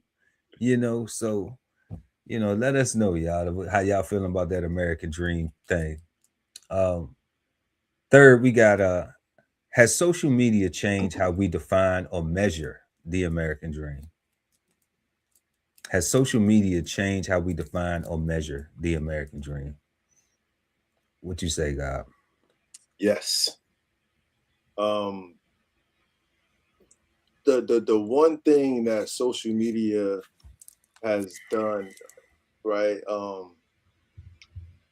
If you look at all those definitions, everything emphasize hard work, working hard, the willingness to succeed, right? Social media took out the hard work aspect, right? So now everybody started, you can be learn how to be a realtor, right? Mm. You can learn how to do taxes. You can learn how to be an investment person. You can learn how to be a YouTuber. Learn how to be a podcaster or a TikToker. You can learn how to be a no, but no, Hey, yeah, yeah, but yeah. that's this is in retirement, guy. Facts, it like is. Facts. that, Right. like that. That's Like, you. yeah, like if we quit this, you are right. If we quit this tomorrow, it is not going to affect the quality of my life at all. You know what I'm saying? Praise, thank you, Jesus. But you got people that aspire for this to be that thing that gets them to the next level. Which I hope this becomes the next thing that gets us to the next level. Not for nothing, right? No But doubt. I'm happy on the level I'm at. Um, but that whole going out, getting a good job, getting good grades, and actually working hard. People look down on 9 to 5. Like social media got you looking down on 9 to 5s. It made everything so microwavable. Like I need I need to know how to be a farmer in 60 seconds. 60 seconds, right? Right. I need to know everything about everything on the farm in 60 seconds. The cows, the ducks, the chickens, everything in 60 seconds. Everything is shorts and reels, and I get it. Is good commercials, is good sound bites. It captures you, right? But because the reel scrolls, and because we doing our finger, we just flicking and flicking, like those reels got to be short. So that's what people are actually learning between swipes, right? Subconsciously, and they learning um quickly. That's where that microwave stuff comes from. So you need the information quick. You need to laugh right away. You need to get the point out right now. We ain't got no time for no long story. We ain't got no time to go to class. Just give me the check, right? I don't even need to do no work, no homework, no classwork. I don't need no books, no pencils or pens. No child left behind. That's what they call it. No child left behind. So don't Yeah. leave me behind, mofos. Even Like, if you can't read, we still going to graduate you. Like, hey, we got audio books and AI and everything, right? So it's just becoming easier and easier and easier, so that the work that's required is less, right? Something as simple as reading cursive, right? Seemed pointless until you can no longer read the Constitution, right? right? Yeah, you can depend and rely on the translation. Or even sign your name, God. Like how is it a bunch of people with no signature out here? Like how you don't sign, how you can't sign your name? Like you really got a line in a circle, and I mean that's cute, but Where? Maybe for the digital world that we transition into, you know, and we're gonna be old geezers like y'all. You still know how to write cursive? What's cursive? You can still read cursive. Yo, not for nothing, God. Like I would be heartbroken if I couldn't read. Like I got some letters that my grandmother wrote because she's like, not I say letters, but like she used to like rewrite like Bible scriptures and all kind of stuff, right? And just about everything is in cursive. Beautiful, beautiful cursive handwriting. I'm like, man, I'm glad she taught me. I'm glad I learned, right? Because I can still read this, and it's a thing that I won't ever lose, right? So yeah, right. I think, but that was a whole skill set, right? That was a whole craft that just went away, right? And now we just everybody want block letters, and now we want emojis, and now Yeah. everything is touch screen, and what's that neural net thing where you can just think about it and just do Oh yeah, it, Elon got that coming. Elon got that coming. You know what I'm saying, God? The Like Neuralink. The Neuralink. Neurally, yeah, right. Yeah, So, Elon got that coming. so that's what I'm saying. Like social media has helped to fast forward um our attention spans, right? And maybe not fast forward, but put it in double time. ADHD, is that what the AD, that attention deficit hyper disorder Yeah, came? like I Yeah. think social media helped that, right? Because I think that's what that's scrolling, like Mhm. because like we keep swiping to be further entertained, right? Like very often you hear about people seeing something and then clicking on the actual creator and then going through their stuff and actually seeing that this person got content that they like, right? We just scroll and like, scroll and like, scroll and like, right? Laugh and we just on to the next thing. Um, so I know I that's do what I that. think. Got. No doubt. I do that too though. I do that. Yeah. Yeah, I do. But I don't do it often, like, and that's one of the things I got criticized with. I ain't gonna say who criticized me, you know who you is, but if you watching the show, you know who you is. But they was like, how you don't be online and you got a whole podcast and you an online person? Yeah, right. I'm like, first of all, I'm a content creator. I'm not an online person. All right. And Different, those different. you know, I was like, but just personally, I don't live online, you know, and and I told him like I structure all of my social media to be geared towards my content because I live my personal life in real time. Like I could go on a whole trip to Africa and not post nothing. Me and my wife got so many pictures and from places we done been to, the Bahamas and Vegas and this place and that place and all these other places. And I just don't feel the need to get everybody else's like or approval of it. Like I was there doing it and we was enjoying it. So so it was, like I don't need y'all to see how, take me in real life, in real time. What you see me doing in real time is that's all you get. You don't, if you were supposed to be there with me, then you would have been there with me. Facts, you know? facts. And, So and and if you really my peoples, you was there with me, right? Even in yeah. spirit. Yeah, even in spirit, yeah. Because I mean, I could be somewhere. I could call, yeah, God, what's good? Yeah, you know where I'm at right now. Yeah, So it's like for the people that call my phone, that I call their phone, that we communicate with each other on a, like, yeah, we know where we at. Like the shirt say that you got. We out here. We just spread apart. We know Yeah, we know where we at, and yeah, we know what we doing. We supporting our interest in living, facts. but it's not for everybody to see. It's not for everybody to enjoy or experience. And it's not a flex. You know, it's not a flex for me either. I don't get into social media on some let me show you how I'm living type. That's always been corny to me. You know, that's always been corny to me. Even the street people that I grew up around, you know, was like, man, be low key, you know.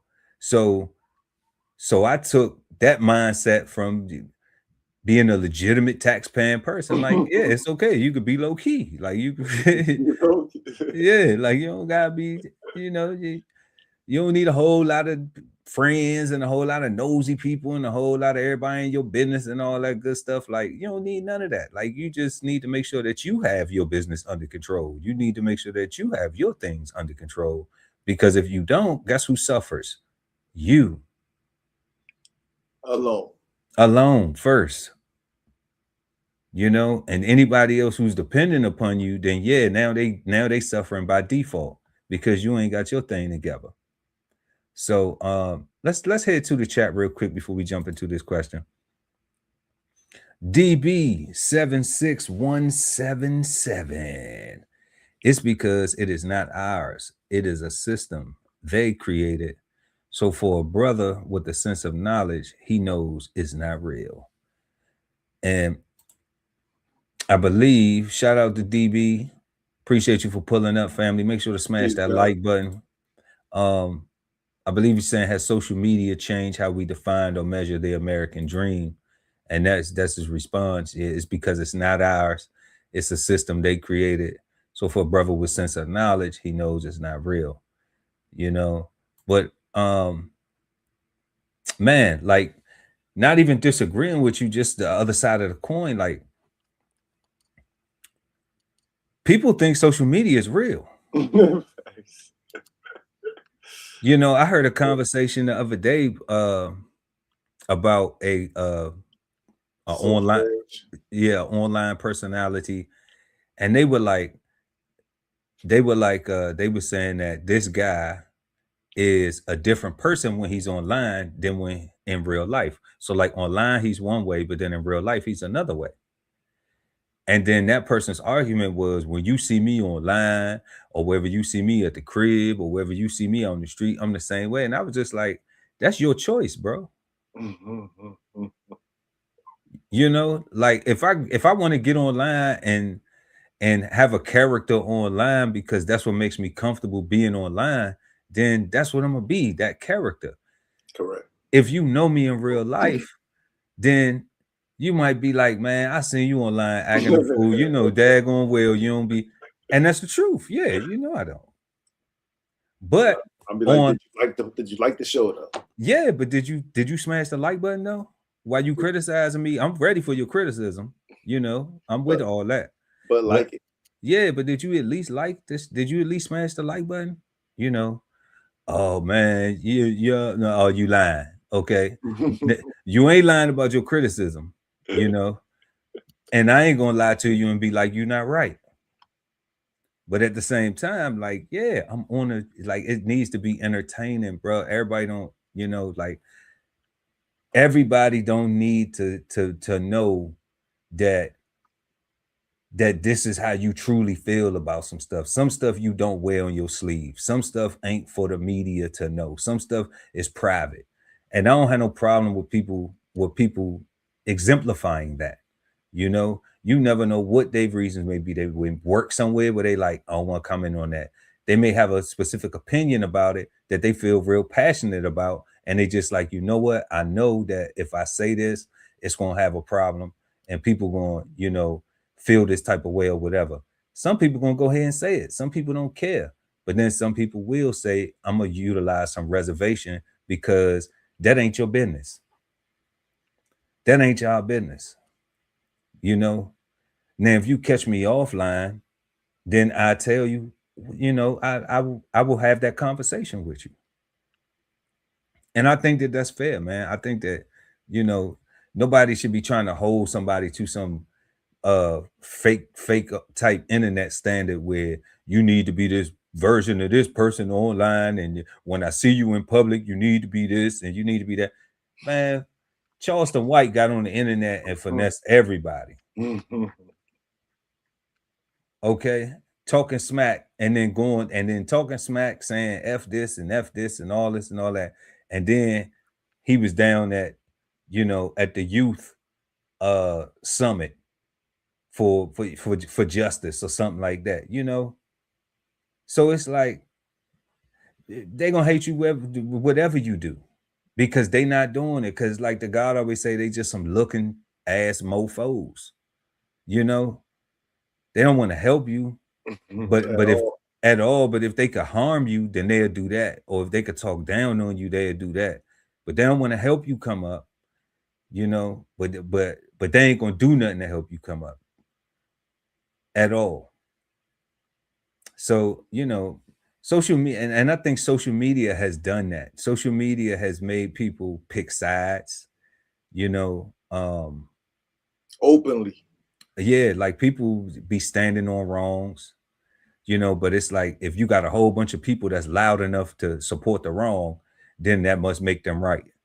It's like, nah, that don't make you right just because it's a whole bunch of loud people willing to be loud and die with you, die on a sword with you. Like, let's look at the right and the wrong. Let's look at, and social media has done that. And that's why I say, like, to DB saying, like, he knows it's not real. Like, people be thinking that this is real. So they actually be trying to imitate and emulate that in real life, and then be wondering why they be having problems, and not really looking at the core of the problem. Yo, God, on your point on the core of the problem right there, I used to be one of those people that could tell you like the internet, like social media is not real. Like everything on there is fake. Everybody's lying. Like it's just not real. But when the young people started to lose their lives over the things that was posted on social media, right? When you like this girl's picture, got little Johnny stabbed, or somebody shot up, or like these, like social media changed my view on just what you just got finished saying, right? Like because I couldn't understand how people. I'm like, this none of this is real. Like everybody's just showing you their food before they eat it. Nobody's showing you the shit in the toilet, right?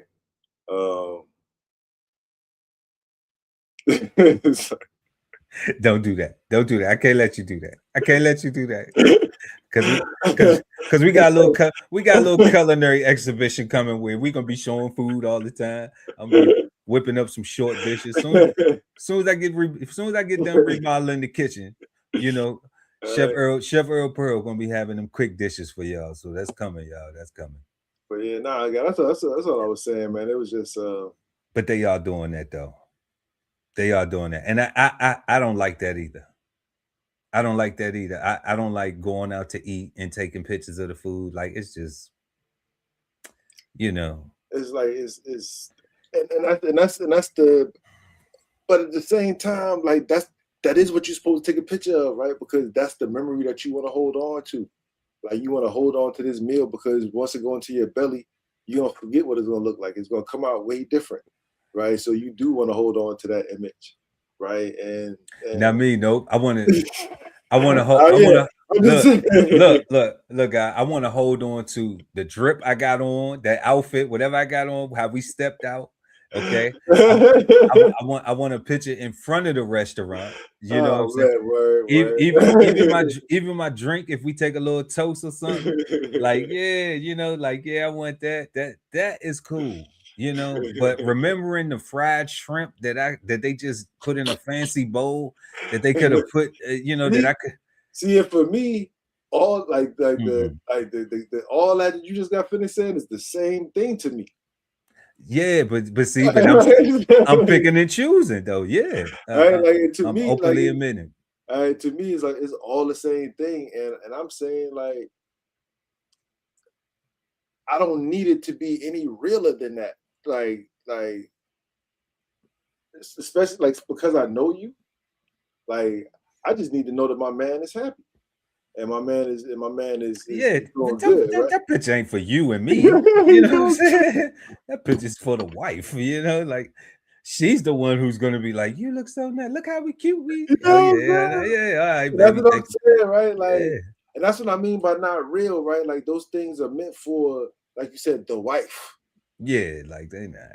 You know what I'm saying? I don't even be asking for no pictures. Like, remember when we went to something? She might just send it to me one time, like random out the blue. Like, You remember know what I this mean? right here? Yeah. So that's but that's what that's about. Yeah, But the posting of it though, I don't get the because it's highlights because nobody's posting when you know when you're sick and you feel bad and you throwing up or you know you aching and you on medication and you can't none of that. get out the bed because you got you know your nerve, what I'm saying? Like, and like nobody's posting that. You don't post, don't ain't nobody taking no pictures of that. Oh, you know what? Damn, I've been in the bed for 2 days because I can't walk because my, you know what I'm saying? And let me take or, a or picture of this. or the famous one, yeah, my stomach, I'm having stomach issues. Ain't nobody saying they really got diarrhea. Right? Yeah, like, They got stomach issues. so it's like, That's so polite. yeah, nobody's posting, man. Like it has to come to like almost destitute when people like, what do I do? Like nobody's like, oh man, I gotta pay half my electric bill this month. Ain't nobody posting, I only put half on the electric, I put something on it. Ain't nobody doing that. It's only when they come in to get the house because you didn't pay the electric bill. It's like, oh my God, they coming to take my house. What do I do? How You can know, I get out of this? right now you sitting in the dark and it's like, I can't believe we got children in here, we got this and this, and they mad at me over this little funky $3, $4, $5,000 that we owe. you know and it's like, are you He said serious? $1,000. Like this little petty 2,400. How you gonna leave children in the dark for a petty 2,400? Like, and that's what people do. So it's just like, nah, I Yeah. don't be on it like that. And that's what I had to explain to the person who was like, why you don't be online and you do online stuff. No, I'm a content creator. Correct. Correct. Correct. Talking about you do online stuff. Online stuff. Yeah. But let us know what y'all think, y'all. Has social media changed how we define or measure the American dream? Let us know in the chat or in the comment section below, depending on when you are watching this show. And make sure to smash that like button. We love you for it. We appreciate you for it. Our fourth question of the day is: the American dream more of a promise, idea, myth, or something in between? Is the American dream more of a promise, idea, myth, or something in between? Strictly keeping it scholarly on what Scholarly. on what we read tonight. I'm taking all the Ali-isms out.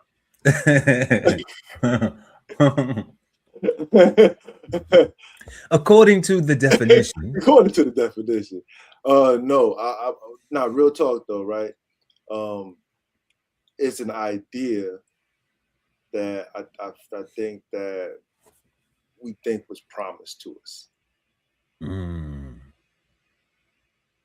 right? I think a lot of people come here to this country for that idea that they think is promised to them, right? So I think the right answer would be a mixture of both. I think was the third one. Something in between. Yeah, something in between. Because that's what I think it is. I think every definition or even the AI thought process suggests that is an idea, is an ideal, right? It's a thought that you aspire to, that the founding fathers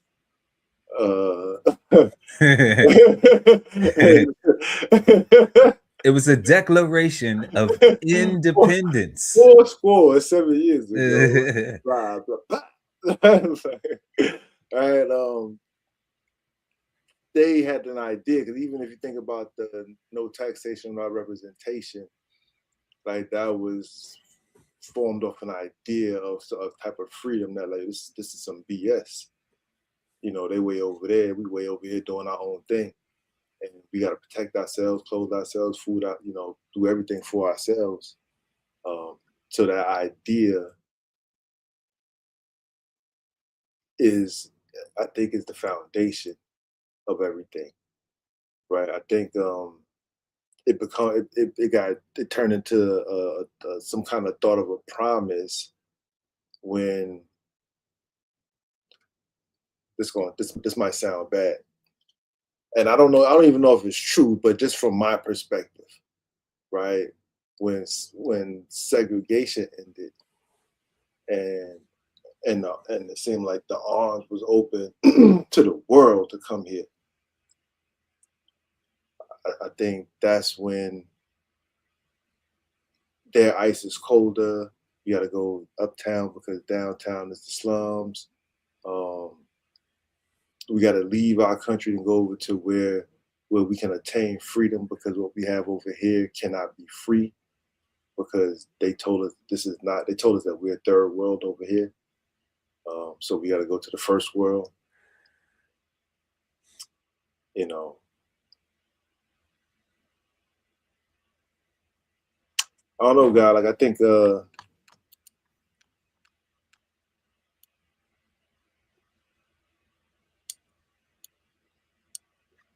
don't know. I think that's what I got though. Okay, I'm rocking with that. You said it's somewhere in between. In between, yeah. It's somewhere in between right now, y'all. We are answering: is the American dream more of a promise, idea, myth, or something in between? And the guy was just saying that he think it's an idea that has become a promise. So it's something in between that, you know. And man, the American dream, like you said, and like we said, based on the definition, a happy way of living that is thought of by many Americans, that can be achieved by anyone in the US, especially by working hard and becoming successful. Um, a happy way of living. You know, I don't know if that's I don't know if that's more like a myth. I'm leaning more towards like it's mythological, because it's so difficult to find a balance in the happy. Mm. You know, it seems like we're always going to have some type of compromise, so somebody's not going to be happy. And it's always in different ways. It's different because some people don't like rules. Some people are very selfish. Um, some people don't understand compromise. We always talk about how the black community uh, is not taught the black community concept. It is not taught how to resolve conflict. Um, um, for Man. for forgive and forget. Forgive or don't forget, but forgive. Forgiveness is one of them things that's like difficult for people. People like to hold grudges. Um, but those things come into selfishness and come back to, is there a level of hate, self-hatred? Is there a level of, if there's a level of hatred and there's a level of non-happy, you know so I'm thinking it's mythological just right off the gate, because like once you say, okay, I have to, even when we talking about with work, going to places of work, everybody isn't always happy at their job, at their place of employment, but they do it because they need you know, the compensation for it. They need the money that comes at the end of the pay cycle. But it isn't always, they don't always enjoy what they do. So you know, that's a level of happiness, enjoying something. So I'm thinking that, you know, even when they talk about, you know, the working hard, right? Especially by working hard and the becoming successful. Mm. When when you say, okay, become successful now, I think we all individually determine what success looks like for us individually. I think every human being individually has their own idea of what success is for them. You know, we already know that people, um, that we place different social categories of success. You know, we do that socially, where we say, okay, well, like, you know, this an athlete, they make this amount of money. This is a entertainer, they make this amount of money. This is a doctor, they make this amount. So people would say, oh, they successful, because they'll look at the material things that they have or the money that they make. They won't look at it as like, okay, um, this person make a whole lot of money, they successful, but he got 7 baby mamas. Mhm. So something is, you know, but then when you say something is wrong with that brother, or something is wrong with that sister with 7 baby daddies, okay, when you say, now you're being judgmental, Now you being judgment. you know, because how dare you say, well, I dare you take away from the money that they making and the material stuff that they making, to say that, to look at a character flaw, to identify a character flaw, to say that they not successful. Well, we're not saying they not successful in getting their money, but we saying they definitely is successful in making children, but they ain't successful in having no productive, loving household with a structure, with a spouse, with two spouses, okay, where you need that, those energies to manage that, you know, because now culturally it's like, well, I could do it by myself. I make enough money. Mhm. You know, that's you know what the ladies do, and then the fellas, I take care of all my kids, you know, because you buy them stuff, but you don't spend time with them. You're not there, you know. And I'm not talking about, you know, if you know, because we come from that, we come from the military, with like, if you deployed and you, it's a sacrifice to be able to provide, to go. No, we talking about where it's like you got millions of dollars, okay. We're not talking about the average man, average Joe. We talking about what did they call him? What was Joe Biden dude name? Joe the plumber. Yeah. We ain't talking about Joe the plumber. All right, we talking about somebody who got the financial resources to take care, to provide money monetarily, but but that person, but that child never sees that man loving on their mother, and they don't put no value on that, you know. It's no value put on that, or even, you know, or whatever the relationship look like, where you have two people in there loving on each other, showing how, you know, how this is supposed to be, you know, how this is you need both. You need some, because this person, they're gonna always be right about everything. This person, they're gonna always be right about everything. They balancing each other, so they showing you how to coexist in an environment where there's some balance. And we'll say, well, they unsuccessful with that. It ain't that you looking for flaw, it's you being honest. But then they say, okay, well, you know, you picking and choosing. Well, you picking and choosing too. You picking what you want to look at as successful versus looking for a whole body of work, you know. And that's why I always like give credit to like even Will and Jada, Jay-Z, like they not heroes, you know. Even Bill Cosby and his wife, Denzel and his wife, but they are successful black people, all right, with a family, and they be with their families, and they showing you that, you know, no matter what we go through in the social media context or whatever we got going on, whatever, you know, even Charlemagne the God, he always be talking about me and my wife, and me and my wife and this and my wife and that. That don't mean I agree with all his commentary that he talk about and all his opinions and everything like that. Nah, Correct. you know. But damn, but I can't give that brother some credit for being a father and a husband. I can't value that. I can't value that first over you valuing how much money he make or who he's sleeping with. And that's where I think that, you know, that that it becomes mythological because we put all these different things in the front of it and not focus on what's that American dream thing. What is the goal to be? The goal to be successful, right? To be to to with a good job, a nice house, and plenty of money. Super simple. That's it. It's super simple. Right. Right.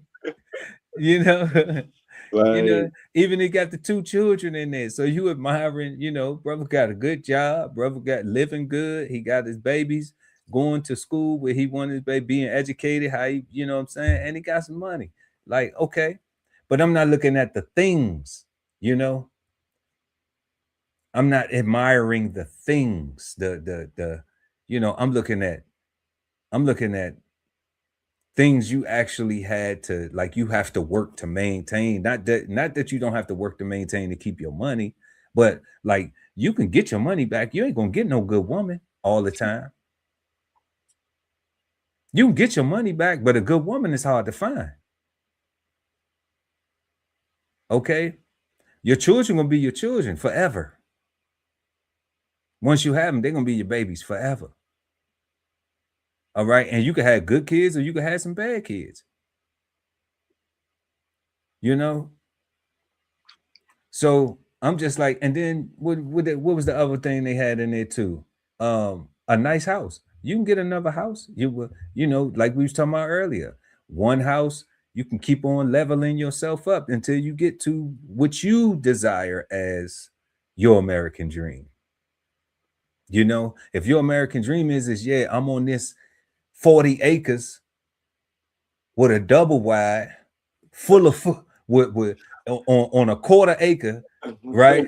But then I got 4.7 full of groceries, you exactly. know, full of vegetation and livestock, Yeah. right? Then yeah, then hey, guess what? I got yeah, that's my American dream. Because the house ain't the important thing. I just need shelter. But I need to make sure that my food I don't have to run to the if they stop going to the grocery store saying y'all can't come here and get it no more. We ain't got it. The fuel too high. We can't get the food or it's scarce or it's this. Sorry, y'all. We ran out of this. We ran. People act like they ain't never seen that. Now some people ain't never seen it though, God, but we seen it. Yeah. Now we seen it. Some people ain't never had the fortunate. They've been fortunate enough to not have to experience that, but we've seen that. We've been where the grocery store shelves are empty and closed before COVID. Okay. So we understand that these things can happen because they've happened before, you know, and that was nature. That was God working and Mother Nature working. That wasn't even, you know, a geopolitical conflict. That was just Mother Nature saying, nah, y'all ain't, yeah, no, that's it for right now. For right now, that's it. And that was it. You know, so I think this American dream has become um a little bit mythological in some ways, you know, but it definitely isn't promised if you're not going to do the work. You know, like because we all have to do the work, and a lot of people don't realize that because um I just don't think they desire to do the work to get there. I think it's easier to sit back and judge people and think you know, rather than go and ask questions. Um, and I think that's social media. Social media has done that too with the faking it to make it. Oh, I'm glad you brought that back up because I was going to say social media has reinvigorated or took scam culture to a whole nother um, level, right? Like, that's what I'm saying. Everybody want to sell you everything and everything. Everybody got to, yeah. Yeah, it's definitely getting out of hand. And y'all let us know what y'all think in the chat. You know, is the American dream more of a promise, ideal, or myth? You know, if you rocking with some of the things we smoking on with some of the insights, let us know, y'all. And yeah, smash that like button, please, and thank you. And before we get into our final question of the evening, it's time to jump into tonight's flavor bomb. So let's get into these. Flavor Bombs, presented to you by DB Chef TV. All right, y'all. So we got a robot. We're gonna head over to China. We got a robot breaks the world record for a half a marathon. I don't know what a half a marathon is, but we're gonna check it out. But everybody knows 13.1. 13.1. Yeah. Okay. So a robot broke the world record. So robots are breaking records, y'all. They coming to take jobs and they breaking records. So you know, it's looking crazy, man. You know, it's not gonna be a hard not life no more. It's gonna be a hard bot life, Oh you know. my gosh. Yeah. Hey, corny joke, but hey, it looked like it's coming, it's on the way. So we got 13 people making emergency backyard landing. You know, that's a little different. It's like, how can 13 people make a emergency backyard landing? You know, were they in a spaceship? What were they doing? They jumped out of a airplane, paratroopers. No, but we're gonna go take a look at that story. It's a real cool story, y'all. It's a real cool story. And then we have a tragedy down in Shreveport, Louisiana, man. We're gonna send some love and condolences down there. 8 children were killed in a mass shooting. And it's so crazy because 50 Cent was just down there doing so much good. You know, Shreveport is where he has his music studio, Yeah. his film studio. And and he was just down there like giving money from the Diddy documentary, donating, you know, several hundreds of thousands to charities, to nonprofits for victims of DV and SA. You know, so it seems like in this community, things are needed, that they need works of philanthropy like that. So shout out to 50 Cent in doing that. But we're gonna go down there and check out this very sad story. Robots have outrun people at this year's Beijing half marathon, beating the human winners by more than 10 minutes. The robots raced alongside 12,000 men and women, running in a parallel track to avoid collisions. The winning machine, developed by Chinese smartphone brand Honor, Hold up, he getting it though. You see, he getting it right there. Though. finished the race in 50 minutes and 26 seconds. That's several minutes faster than the half marathon world record set by Ugandan runner Jacob Kiplimo in Lisbon last month. Nearly half. Hold up, they just said the robot is faster than the African. That's what I heard. That's what they said. They said the robot is faster than the African. That's what they said. We got one. Uh-oh. We got one. It's over for us now. It's over. It's over because all the y'all men, shout out to Jamaica. You know what I'm saying? They always been the fast, very fast. But we got Jesse Owens and Sha'Carri Richardson, you know what I'm saying, and a whole bunch of people in between. But Jackie Joyner Kersey, all them, man. But we always had some Africans who were always, the distance runners and things like that and very fast, but not anymore. We got bots. We got bots. The robots ran the 13-mile race autonomously, while others were remotely controlled. The race has highlighted the sector's rapid technological advances and is a stark difference to last year's inaugural human-robot run. The 2025 competition was riddled with mishaps, and most robots were unable to finish.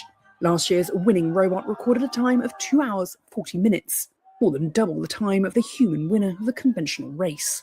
China has the goal of becoming a powerhouse in this frontier industry. It has enacted a wide range of policies, from subsidies to... That's crazy. They said that last year, in 2025, it took 2 hours to do it. Yeah. And now, and this year it was only like, 45 minutes or something like that? And it was the inaugural race last year. Mm-hmm. So that they've stepped up their production tremendously. Their progress, they're making super progress. Right. Infrastructure projects to cultivate local firms. While economically valuable applications of humanoid robots remain in trial phases, the marathon underlines their potential to reshape everything from dangerous jobs to combat on the battlefield. Okay, yeah.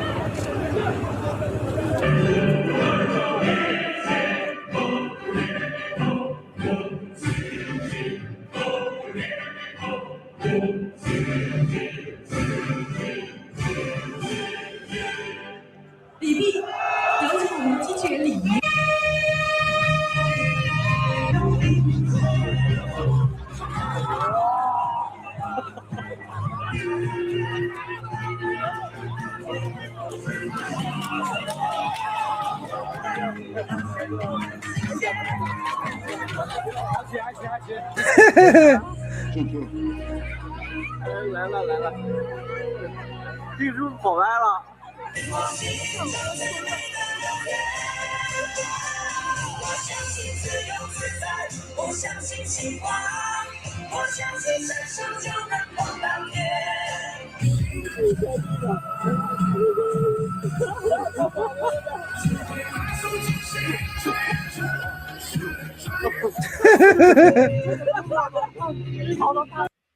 Here we go. Here we go, God. It's Dreadbot. Oh my God. They got the Dreadbot.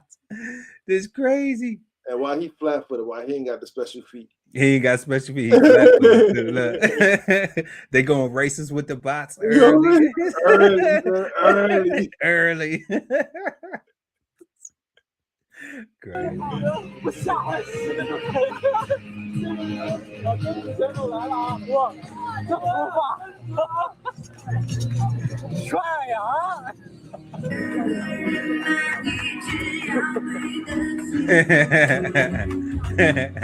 You see how he walking right there? Like one time I had to go real bad. That's how I was walking. That's how I look at that. Taking very efficient steps. I had to go real bad. I was like, hope I make it. Hope I make it to the toilet before I go. No food.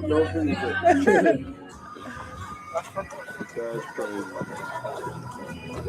7点半，现在结束。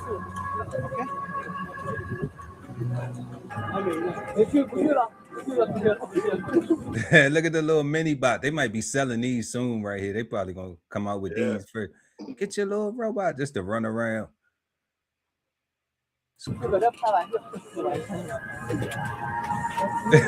how he look like he running to this like it's a little gallop.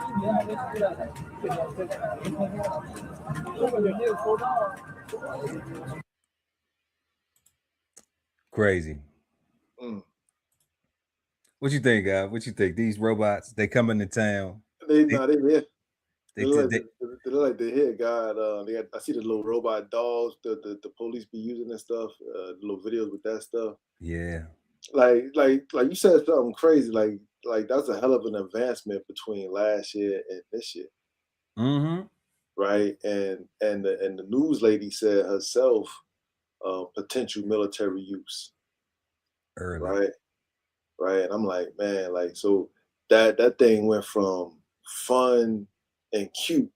Because at first, before she said that, I was like, I could see people like using these bots to to run marathons for them, right? Like, like turn that into like a remote control.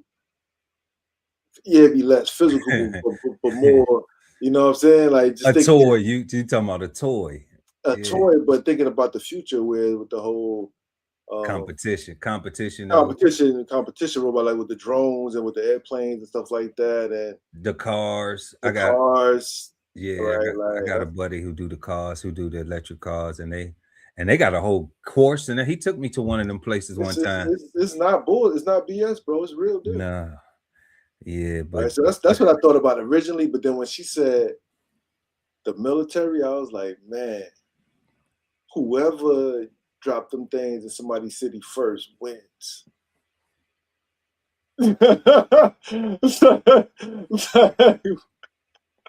because where do you shoot them at? Like we gotta know where to shoot them, because if they make them waterproof, it's like they could swim. Yo, so They Dread could bot, they could storm the shores and then just pull out the rifle, kind of like iRobot, like it's really coming to life, and they could just that's what pull I'm out the. saying. Cause what Dreadbot showed me was I don't need these eye sockets for visuals, right? That's what Dreadbot showed me. They don't need to see in front of their face, right? Because somebody's controlling that. So if like they waterproof, like that's kind of it's fire, it's dope, it's cute, it's super futuristic, but in realism, thinking about where we live and the times that we living in right now, super scary. Because where do you shoot that? I know, that's what I would like to know. Like you can't and you can't even outrun it because it's going to maintain a pace, right? So it's not breathing. So that whole that gallop you said ahead, that it's gonna that the whole time. Yeah, that's why I asked immediately.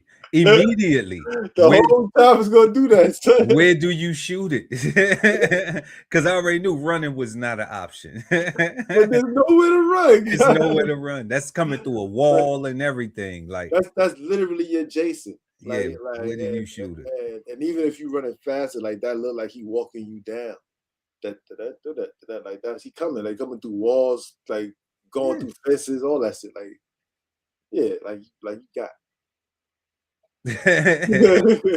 You got without a gat. And it does, it changes the face of modern warfare, like it does. Warfare, policing, everything. Yeah, Right. it does. It's it makes me happy that I don't do crime. Facts.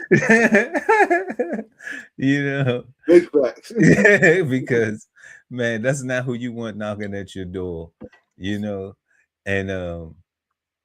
man, it's crazy though, but it is interesting to see the evolution of it. At the same time, you probably have a lot less deaths with police officer shootings if the robot is there, because the robot's not going to get scared. That's true. That's true. The robot might actually wait to take a bullet before it actually fires first. Yeah, that's why. I guess that's so. No, don't turn my question into a criminal question. I wasn't asking criminally. I was asking to protect the shores of my homeland. If we get invaded, that's Chinese technology. Who knows if they want to? And that's what I'm saying. Whoever dropped that first, and I'm saying they got it and they the enemy, but everything we got come from China. Like, man. We don't have, but I was looking, we don't have a robot Olympics like that. You know, we're not advancing the technology like that. We kind of need to. We kind of need to start. They got one. Like we at least 2 years behind, as far as I'm concerned. Parents out there with babies, you know, we need that football and we need that sports energy for robots, for robotics. You know, we need some young robotics engineer clubs, you know, for real. Yo, cause they just allowed the robot to break human records, right? That's that's the next thing. Like that's the rock'em sock'em robots, like in real life, right? Instead of boxing matches and instead of UFC, well, I don't know. Humans still like to see other humans fight. Yeah. Yeah, I don't think boxing. But I do think that it would sit right next to WWE. I think a rock. I don't know. They're gonna have to get them. They're gonna have to get them some weaponry, you know. Kind of like the monster truck shows. They got a pretty big following. Well, no, like weaponry though. Like I think, yeah. they need to get a robot some weaponry. Like, you know, like give them some laser, some laser. So now you talk about terrain and stuff. Yeah, you know, take them out in the desert and make it a whole. The whole thing. Yeah, like, the whole thing. Like I watched that. You know, I watched that too. The bot wars. You know, real bot wars. You know, Team Google versus Team Amazon or Team Elon. You know, Team X versus Team, you know, whoever is putting the money in this technology. Yeah, like that would be dope. For no other reason than they got them joints in China, and that'd be a horrible thing for them to drop them joints over here, and they start bombing on us. Yeah, you talking about for a war? Yeah, that's why I want to know where to shoot them because because we would have to take arms. Like, where's the battery at? Like, yeah, we would have to take arms, you know. But then if they start putting metal plates on them, they start making them bulletproof. Yeah, you know, then hopefully you got some armor piercing ammo, and that's gonna be or 50 cal. Yeah. You know, so that's gonna be because 9mm 45 shells that ain't gonna work. You know, I don't even think 223s or 5.56 or 7.26. Any of that stuff is gonna work if they, you know. So you would have to be accurate with you got to know where to shoot. Yeah, you gotta know where to shoot. That's what I want to know. That's because that's the first thing hit my brain. Like, hold up, China, you know. I hated to think in game for the US, but I'm just like, hey, you know. Yo, son, like when she said it, like you heard what I was thinking. I was thinking about, you know, robot. They gonna run for me for the marathon, right? But that lady said a potential war use. I was like, huh? Yeah. I was like, damn, lady. Well, they just letting us know. They putting the world on notice. Like it ain't all fun and gold medals and Guinness Books of Records right now, you know. So like enjoy this while the funk lasts, because you know if they decide to, I can't believe that they're investing all of this money into this technology just for what what they're showing us. They never, you know, you never would show your military capability advancements, you know, because that's like secret tech knowledge. So they wouldn't do that. So she dropped that little jewel letting us know, like, guess what? This ain't it. we showing y'all the runners. We ain't showing y'all the gunners. You know. Right. So definitely y'all be mindful of that. And yeah, some fun stuff though. Yeah. It's a crazy sight and one you don't expect to see, a hot air balloon landing in a backyard. Looks like it was a pretty good landing. It's exactly what happened to a family in Temecula this morning. Eyewitness News reporter Amy Powell joining us live now with this ABC7 exclusive. Amy. Well, that's right, Jory and Nico. We have that exclusive video, and it's incredible. There are so many ways this could have gone wrong, but somehow this hot air balloon landed safely, and no one was injured. Hold up, sidebar though, God, real quick. because I have never met a sister named Amy. Definitely not her age. I was gonna talk about the sister too. God, go ahead. Do you think that's her news name? That's or that's what her, or is that what her mama named her? That's a social media personality. That's probably what her mom named her. I have never in my life met a sister named Amy. Might be her middle name or something. And she look older too. Yeah, and that's what I'm saying. And I'm like, from that generation, that's like mama them, like none of them. Those was Carol's and Helen's and and maybe a Cheryl, but not no Amy.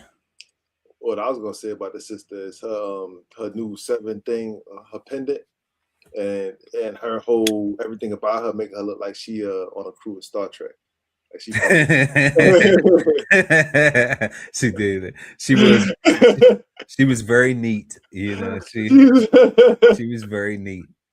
Shout out to Amy. We're gonna get back to Amy. Yeah, nah, definitely.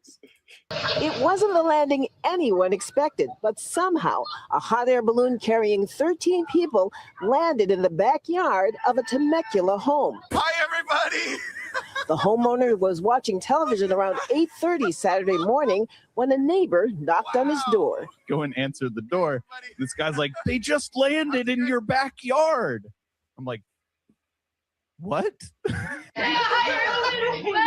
Oh my God. And then Hunter and his wife Jenna, who had been in another room at the time, went outside. So I go into the backyard and I open the sliding glass door and there's a basket full of 13 people in my backyard.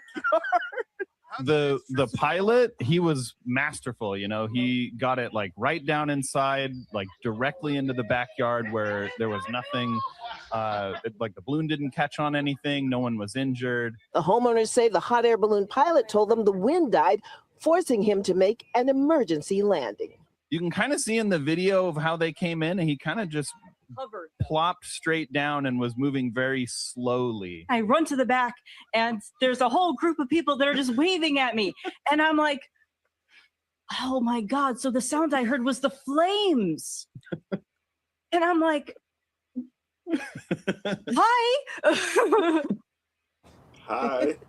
And on top of all that, there was no damage. I have a feeling those homeowners and those passengers are going to become really good friends. Just an incredible story. I'm getting Betty, Ethel. I'm getting, what I'm saying? I'm getting maybe even a Miranda, what I'm saying? I'm not getting Amy,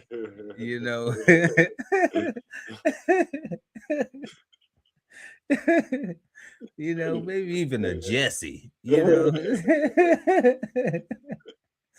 Reporting live, Amy Powell, ABC 7 Eyewitness News. They must have felt like someone was playing a joke on them. They're just going.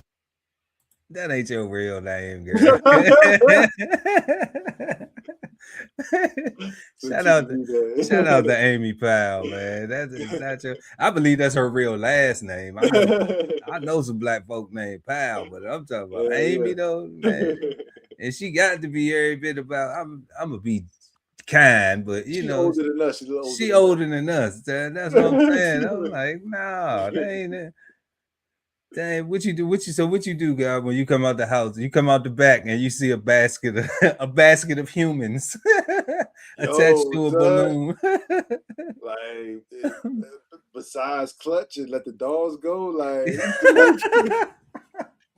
like that's all I was thinking about. Like that whole high, I'm like, I just can't imagine, like, just plop it down, just in my backyard. I'd be scared to death. So I'm like, what the hell is going on?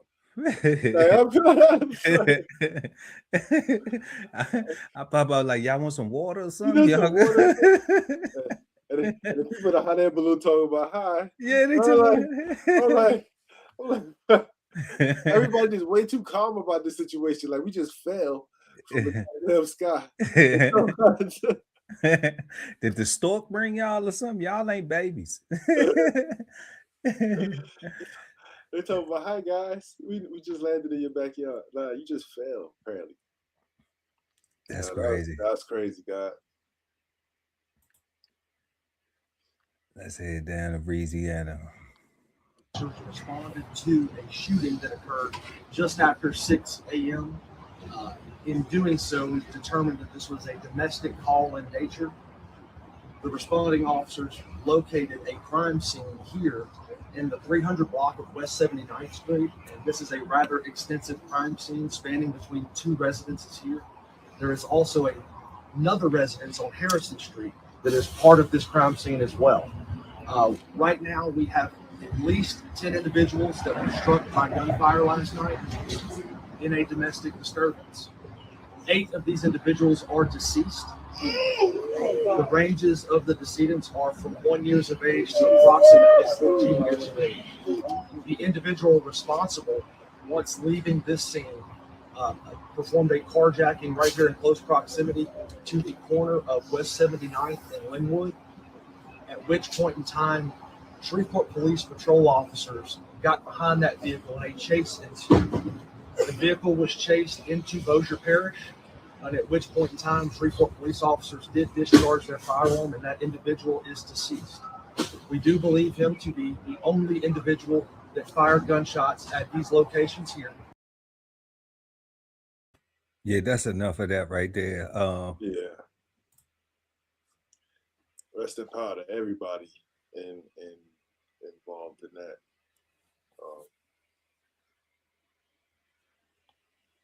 That was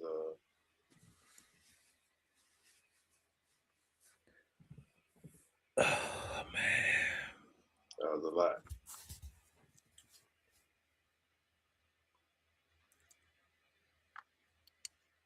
I'm glad they got him. That's a lot. I'm glad they got him. All them babies over a domestic dispute. What was it worth?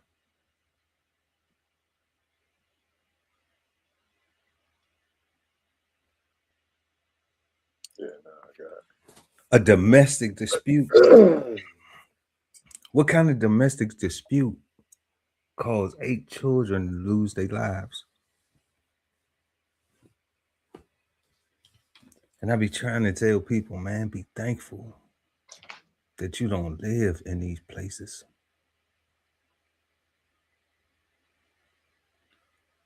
But everybody want to be so gangster and so tough.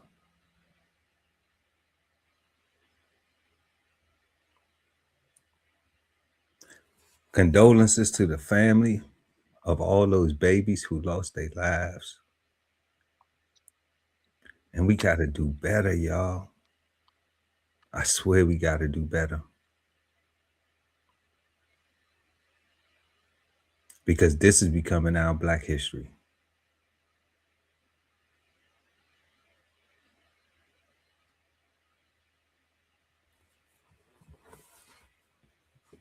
This is becoming our American dream.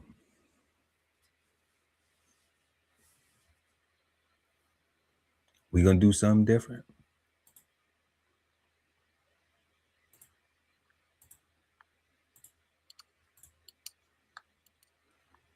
Or we gonna say, well, that wasn't us. Well, that wasn't in my neighborhood.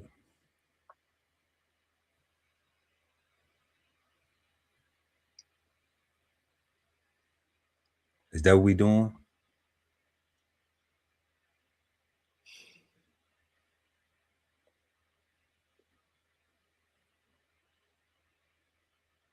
And people will watch this, don't have no compassion for it because they so desensitized.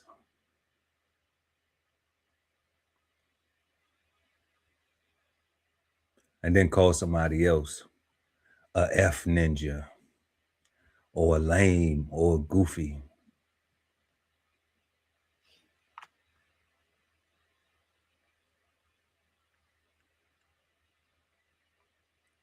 Man, we gotta do better than that. We gotta do better. Condolences to the family. It's just sad. Super sad, man. Like,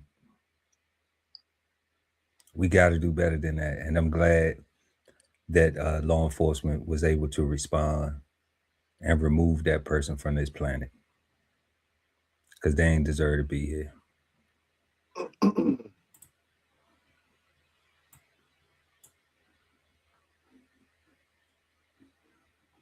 You've just been flavor bombed, and now back to our show. So if you just joining us, y'all, or been rocking out with us, we appreciate it. We've been smoking on the American dream. And we are at our final question of the evening. Is the American dream bad, good, or misunderstood? Let us know in the chat or in the comments below, depending on when you're watching the show. And make sure to smash that like button, y'all, please. With sugar on top. The God Ali Dawood at BK Soul Farm. What you got for us, God? Misunderstood totally. You know, the fact that it's an idea in itself makes it misunderstood, because we all have our own brains, we all have our own thoughts, we all have our own ideas, we all have our own desires, requirements, right? So to think that there's a one thing that once we all get this one thing, then we will have that, right? Even when looking at the definitions, the only constant that thing that every definition had was hard work, right? That's the one thing that every last thing had.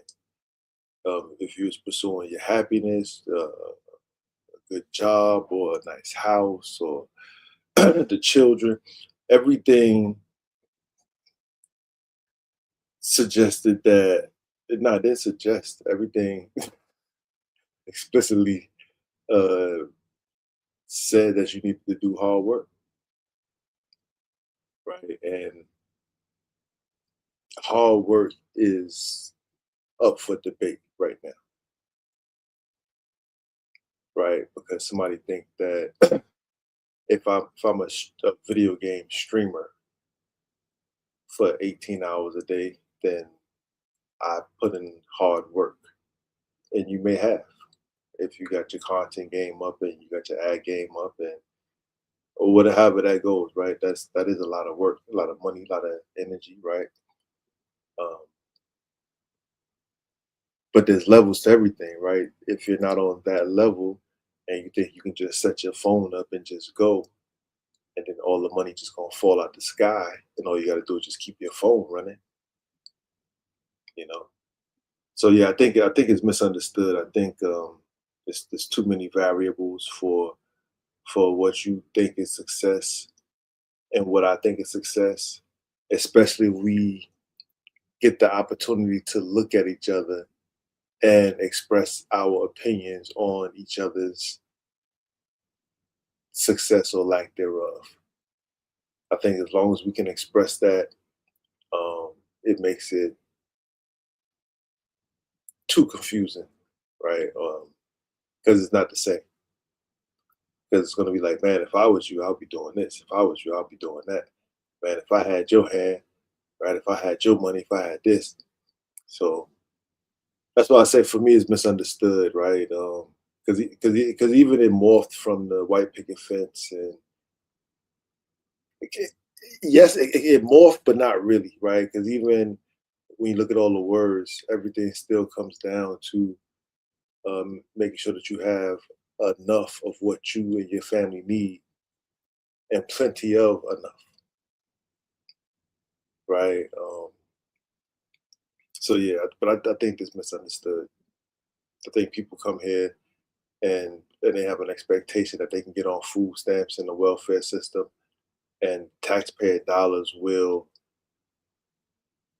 help them until they're up on their feet, right? And I think that,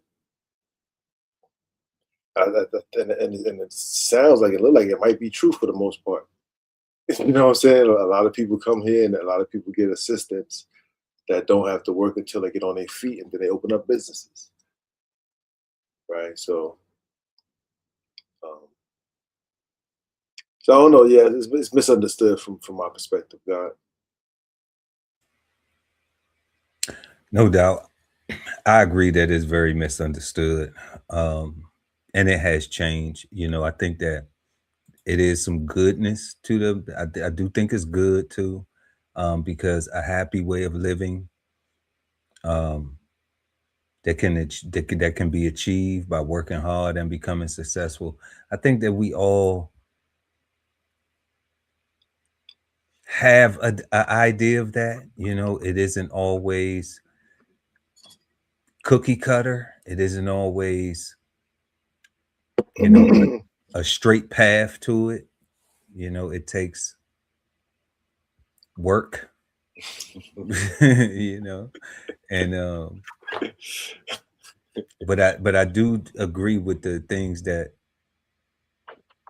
you said about it being misunderstood is because, you know, it's so many other things that are thrown in there, you know, that just pollute things and just make it to where they distractions, you know, between the social medias, between the music, between the movies, between the television shows, between the real life events, like the sad thing we just watched. It's just like, it's just so much stuff that just gets in the way of, if you really not focused, if you really don't have a plan, if you really don't have a true desire to get there and be disciplined and say, you know what, I have to navigate this way. Like, I don't care if you understand why my life look like this, you know, because I have to get there. I have a place where I'm trying to be at. I have a goal I'm trying to obtain. I have a American dream that is my vision, and this is what I need it to look like. You know, if you don't do that, then that's where all the misunderstandings come in, because you start looking like you're not thankful for your blessings. You know, you start looking like you're not really thankful for your struggles, for your lows, and appreciating your highs. And, you know, that is just like that it's that sense, like you said earlier, that entitlement of, you know, where I think I'm supposed to have this because, you know, just I like Because I think I'm supposed to have it. because I just think I'm supposed to have it, like in the fantasy world. But, you know, and I think that's where I agree that that's where it gets it all misunderstood. So I'm gonna go with the good. If we focusing on the key things, you know, and overall as a collective, just culturally, it is just absolutely misunderstood, because what is it? We got a definition, but there is no defined picture.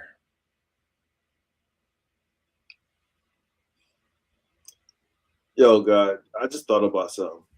Like that definition that they gave everyone that we saw for the American dream. Like, if that's real, and because to me that those things seem so basic and regular that those should be every country's dream, right? Like those things should be like everybody's standard, and the fact that that's not, and that's something that's solely or specifically America, like that's, I don't know, that says a lot. I mean, but you know, here all this stuff costs. You know, Everything costs. yeah, that's what a nice house, 2 children, right? That's why you need to have the plenty of money. Gotta have plenty of money. Yeah, because it all costs. Because it all costs here. And you can have it as long as you're willing to work to maintain it. Yeah. You can't have it. You can't have it. So that's all we got. Like we say, y'all, all every time, all every time, all every time, all every time. We not the gurus, but if you find something in the ashtray that you like, pick it up and have a smoke. If not, leave something for somebody else to come by and puff on. And man, like, we hope that you got something valuable from tonight's exchange of insights. And yeah, we smoking on the American dream tonight, y'all. Our questions were, what do you think of when you hear the words the American dream? How do you think people should approach the American dream as a goal in today's cultural and economic climate? Has social media changed how we define or measure the American dream? Is the American dream more of a promise, idea, myth, or something in between? And is the American dream bad, good, or misunderstood? Please let us know what you think in the comments below. We respond to all the comments, y'all. And don't forget to head on over there to www.bksoulfarm.com and pick up a copy of 1016 160 Self-Sustainability by the God Ali Dawood El. And also, don't forget to subscribe at DB Chef TV to win. Put your name in the hat, y'all, to win $100. Y'all supporting us, hanging out with us, so we want to show you some love back. So when you do that, you put your name in the hat, and we announce the winner each and every third Sunday of the month right here on Cigar Sundays Live. We want to thank everybody once again for pulling up with us. So much love, so much love, so much love to all of y'all. And we want all of you to have a peaceful, positive, and productive start to your week. And we will see y'all right here next time. Cigar Sundays Live each and every Sunday at 8 p.m. East Coast time with myself, Chef Earl Pearl at DB Chef TV, and the God Ali Dawood El at BK Soul Farm. And we are the Cigar Panel. Peace, God. Peace, God. This whole publication is all about going from nowhere to somewhere, right? Being able to stand on something so that you can travel in peace, right? So bksoulfarm.com, 1016 160 Self-Sustainability. Jump on the list and get yourself together, right? Because it is irresponsible to not even know what responsibility means. So get yourself together, food, clothing, and shelter, protection of that, support your interests, and live. Love ain't always easy, and we won't stop until we get it right. So bring that ass to the Love Speak podcast. Subscribe today and let your love speak at TLS Podcast. The Love Speak, now streaming on YouTube. If it's Friday night and you don't have a date, then brunch with the fellas is your spot, so don't be late. We go up at 9 p.m. with the trending topic news. Smash the like, comment, subscribe, and share the content. Don't be rude. At Brunch Fellas, now streaming on YouTube. You are the key to your financial freedom, so unlock your inner wealth with financial fundamentals at Bows on the Table. Subscribe today and never miss a meal at Bows Podcast. Bows on the Table, now streaming on YouTube. At the Veteran Kettle Podcast, we thank you for your service, support, and sacrifice to our country. Listen to real stories of adversity and triumph as we give our best to honor our vets. Subscribe today and watch episodes now streaming on YouTube at TVK Podcast, The Veteran Kettle. Sign up for the newsletter and shop merch and clothing at dbcheftv.com.